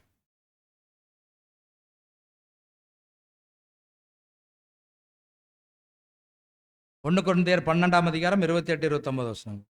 1 கொரிந்தியர் 12, 28, 29. தேவனானவர் சபையிலே முதலாவது அப்போஸ்தலரையும், 2வது தீர்க்கதரிசிகளையும், 3வது போதகர்களையும், பின்பு அற்புதங்களையும், பின்பு குணமாக்கும் வரங்களையும், ஊழியங்களையும், ஆளுகைகளையும், பலவித பாஷைகளையும் ஏற்படுத்தினார். எல்லாரும் அப்போஸ்தலர்களா? எல்லாரும் தீர்க்கதரிசிகளா? எல்லாரும் போதகர்களா? எல்லாரும் அற்புதங்களை செய்கிறவர்களா? பாருங்க, கேள்வி எவ்வளோ ரைஸ் பண்றாரு பாருங்க. எல்லாரும் அப்போஸ்தலரா? எத்தனை பேர் அப்போஸ்தலரா தேவன் தேர்ந்தெடுத்தார்? டவுட்டா இருக்கா? எத்தனை பேர் அப்போஸ்தலரா தேர்ந்தெடுத்தார்? 12 பேர். விழுந்து போனது யாருங்க? யூதாஸ் காரியோத்து. அதுக்கு பதிலாக தேர்ந்தெடுக்கப்பட்டது மத்தியாஸ். ஆனால் தேவன் தேர்ந்தெடுத்த பாத்திரம் பவுல். அப்போ எல்லாரும் அப்போஸ்தலர்களா? இல்லை, ஒன்லி 12 அப்போஸ்டல்ஸ். அதுக்கு அடுத்தது எல்லாரும் தீர்க்கதரிசிகளா? All are prophets? No, only Daniel, Isaiah, Ezekiel, அவங்களாம் தான் ப்ராஃபட்ஸ். தெபோரால் ப்ராஃபட், டேவிட் ப்ராஃபட், அவங்களாம் தான் தீர்க்கதரிசிகள். அடுத்தது எல்லாரும் போதகர்களா? சபையில் எல்லாரும் போதிக்கிறீங்களா? நோ, எல்லாருக்கும் அந்த வாய்ப்பும் இல்லை, எல்லாருக்கும் அந்த தாளந்தும் கிடையாது. அதனால தான் தேவன் சொல்கிறார், நீங்கள் உங்களில் அநேகர் போதகர் ஆகாதபடி சரிங்க. ஏன்னா எல்லாருனாலையும் போதிச்சிட முடியாதுங்க, கவனமாய் போதிக்கணும். அப்போ போதகர் என்று சிலரை தேவன் நியமித்திருக்கிறார். அதுக்கப்புறம் எல்லாரும் அற்புதங்களை செய்கிறார்கள். அந்த காலத்தில் பவுலும் அற்புதம் செய்தார், பர்னபாவும் செஞ்சார், எல்லாருமே அற்புதங்களை செய்தார். ஆனால் மற்ற இவங்களால செய்ய, ஏன்னா அப்போஸ்தலர்கள் கர்த்தர் அப்போஸ்தலருக்கு வரங்களை கடத்தினார், அப்போஸ்தலர்கள் மற்ற சகோதரர்களுக்கு வரங்களை கடத்தினாங்க. ஆனால் அந்த சகோதரன் இன்னொருத்தருக்கு என்ன பண்ண முடியல, வரங்களை கடத்த முடியல, அதோட ஸ்டாப் ஆயிடுச்சு. அதான் கேட்குறாரு, எல்லாரும் அற்புதங்களை செய்கிறவர்கள். அடுத்து ப்ரீவியஸ் பங்கு தேவனானவர் சபையிலே முதலாவது அப்போஸ்தலர்கள், இரண்டாவது தீர்க்கதரிசிகள், மூன்றாவது போதகங்கள். இப்போ போதகர்கள் தான் அங்கே சபையில் என்ன பண்ணுறாருன்னா, அங்கே அப்போ இன்றைக்கும் நம்ம கூட அந்த போதகர்களை ஏற்படுத்தி வைக்கக்கூடிய அந்த விஷயத்துக்கு தான் நம்ம என்ன பண்ணியிருக்கோம்னா நம்ம கூடி வந்திருக்கிறோம். அப்போ கர்த்தராகிய இயேசு கிறிஸ்து எப்படி பிதாவாகிய தேவனால் அவர் அபிஷேகம் பண்ணப்பட்டாரோ, அதே போல் அபிஷேகம் பண்ணப்பட்ட வகுப்பாரிலிருந்து ஒரு வகுப்பார் தான் இந்த ஒரு போதிக்கக்கூடிய வாய்ப்பை தேவனிடத்திலிருந்து அவங்க பெற்றுக்கொள்கிறார்கள் என்று நம்ம பார்க்கிறோம். அப்போ வாக்கு செலுத்துவது மூலமாக, கரங்களை உயர்த்துவதன் மூலமாக, அதனுடைய முறையெல்லாம் நம்ம உங்களுக்கு தெரியும். குரோட்டோனியா என்ற அந்த முறைப்படி கரங்களை உயர்த்தி நம்ம என்ன பண்ணுறோன்னா நம்ம தேர்ந்தெடுக்கிறோம் என்று நம்ம பார்க்கிறோம். அப்போ நம்ம தேர்ந்தெடுக்கக்கூடியவர்கள் யாரை தேர்ந்தெடுக்கிறோம்? சபையில் ஊழியக்காரர்களையா அல்லது சபையின் எஜமானர்களையா? யாரை தேர்ந்தெடுக்கிறோம்? ஆமாம், அதாவது அப்போஸ்தலன் சொல்கிறார், அப்போஸ்தலர் எல்லாரிலும் நான் சிறியவன், பரிசுத்தவான்கள் எல்லாரிலும் நான் குறைவுள்ளவன்கிறார். அந்த மாதிரிலாம் நம்ம பேச முடியுமா? இவ்வளவு நிருபங்கள் எழுதின ஒரு பவுல், அப்போஸ்தலர் எல்லாரிலும் நான் சிறியவன், பரிசுத்தவான்களில் எல்லாரிலும் நான் குறைவுள்ளவன்கிறார். ஆனால் அவர் தான் பரிசுத்தவான்களில் மிகுந்த நிறைவான விஷயங்களை செய்தவர். ஆனால் தன்னை அவ்வளவு தாழ்த்துகிறார், அவ்வளவு தாழ்மை, ஹியூமிலிட்டி. ஸோ இப்படி இருக்கணுங்கிறார். இந்த மாதிரி குருமார் வகுப்பாராக நம்ம இருக்கக்கூடாது. குருமார் வகுப்பார்னா அவங்க போதிப்பாங்க, மற்றவங்க கேட்பாங்க. அந்த மாதிரி நம்ம குருமார் வகுப்பாராக இருக்கக்கூடாது. மாறாக ஊழியக்காரர் வகுப்பாளராக நாம் காணப்பட வேண்டும். ஜனங்கள் எல்லாருக்குள்ளும் இந்த ஒரு விஷயந்தான் இருக்கணும். அப்படிப்பட்ட அர்ப்பணிப்புள்ளவர்களை நீங்கள் தேர்ந்தெடுங்கிறார். யாரெல்லாம் சபைக்கு ஊழியம் செய்ய வேண்டும் என்ற வாஞ்சை, அந்த விருப்பம், அந்த ஆவல், அவங்க அப்படிப்பட்ட விஷயத்தில் இருக்கிறாங்களோ அவங்களே நீங்கள் தேர்ந்தெடுங்கிறார். ஏன்னா சபையினுடைய வாக்கு ரொம்ப முக்கியங்க. சபை சீட்டு போட்டு தான் தேர்ந்தெடுத்தாங்க. அன்றைக்கு யூதாஸ் இடத்தை நிரப்புவதற்காக சீட்டு போட்டாங்க. சீட்டு யார் பேரில் விழுந்துச்சு? மத்தியாசின் பேரில் விழுந்துச்சு. ஆனால் தேவன் யார் பேரில் சீட்டு போட்டார்? தேவன் பவுலுங்கிற அருமையான ஒரு கதாபாத்திரத்தை தேர்ந்தெடுத்தார். சீட்டு போட்டது அங்கே வேலைக்கே ஆகலை. ஆனால் நம்ம வாக்கு செலுத்துவது என்பது கவனமாக இருக்கணும். நான் வாக்கு செலுத்துவர் ஊழியக்காரர் ஆக வேண்டும் என்று நம்ம வாக்கு செலுத்தக்கூடாது. யாருக்கு நான் வாக்கு செலுத்துறேன்னா அவர் சபைக்கு எப்படி இருக்கணும்? ஊழியக்காரராக இருக்கணும். பாயிண்ட் புரியுதுங்களா வித்தியாசம்? நான் கரங்களை உயர்த்துறவர் ஊழியக்காரராக வர வேண்டும் என்று கரங்களை உயர்த்துவது வேற, நான் உயர்த்துபவர் இந்த சபைக்கு நல்ல ஊழியக்காரனாக இருப்பார் என்ற விசுவாசத்தோடு கரங்களை உயர்த்தணும். அதுதான் ரொம்ப முக்கியமான பாயிண்டா இங்கே சொல்கிறாங்க. அதுக்கு என்ன வேணுங்கிறாருன்னா, பரிசுத்தாவின் வழிநடத்தல் வரணும். பெந்தைகோஸ்தே நாள் வரைக்கும் அந்த வழிநடத்தல் கிடைக்கல. அதற்கு பிற்பாடு இன்றைக்கு நமக்கு எல்லாமே அந்த விசேஷித்த அந்த ஆவியின் வழிநடத்தல் கிடைக்குது. அந்த கிடைத்ததுக்கு அப்புறம் எப்படி அந்தந்த சபைகளுக்கு மூப்பர்களை ஏற்படுத்தி வச்சாரோ அப்போஸ்தலன் பவுல், அதே போல் நாமும் நம்முடைய ஒவ்வொரு சபைகளும் என்ன பண்ணுறோன்னா மூப்பர்களை என்ன பண்ணுறோன்னா நம்ம தெரிந்தெடுக்கிறோம் என்று நம்ம பார்க்குறோம். அப்புறம் மூப்பர்களுக்கான தகுதிகள் நிறையா இருக்குது. நீங்கள் வசனம் மாத்திரம் நோட் பண்ணி வச்சுக்கோங்க. ஏற்கனவே நம்ம பார்த்த வசனங்கள் தான் 1 தீமோத்தேயு அந்த அதிகாரங்கள், 3ஆம் அதிகாரம், அப்புறம் தீத்து 3ஆம் அதிகாரம், அதுக்கப்புறம் பார்க்கும்போது இன்னொரு வசனம் ஹீப்ரூஸில் வரும் இல்லைங்களா? ஸோ அந்த வசனங்கள் அவைகளெல்லாம் நீங்கள் நோட் பண்ணி வச்சுங்க.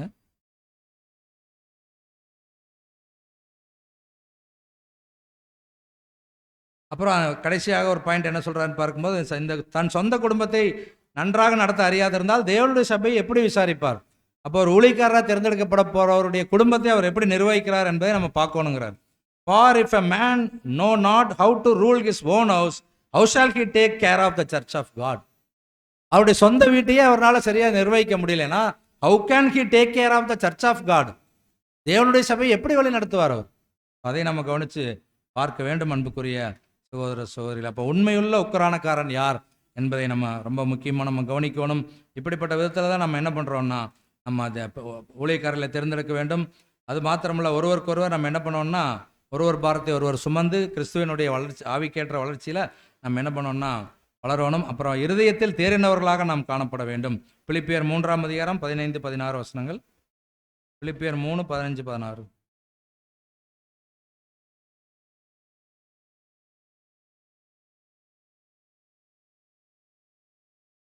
ஆகையால் நம்மில் தேறினவர்கள் யாவரும் இந்த சிந்தையாயிருக்க கடவோம்.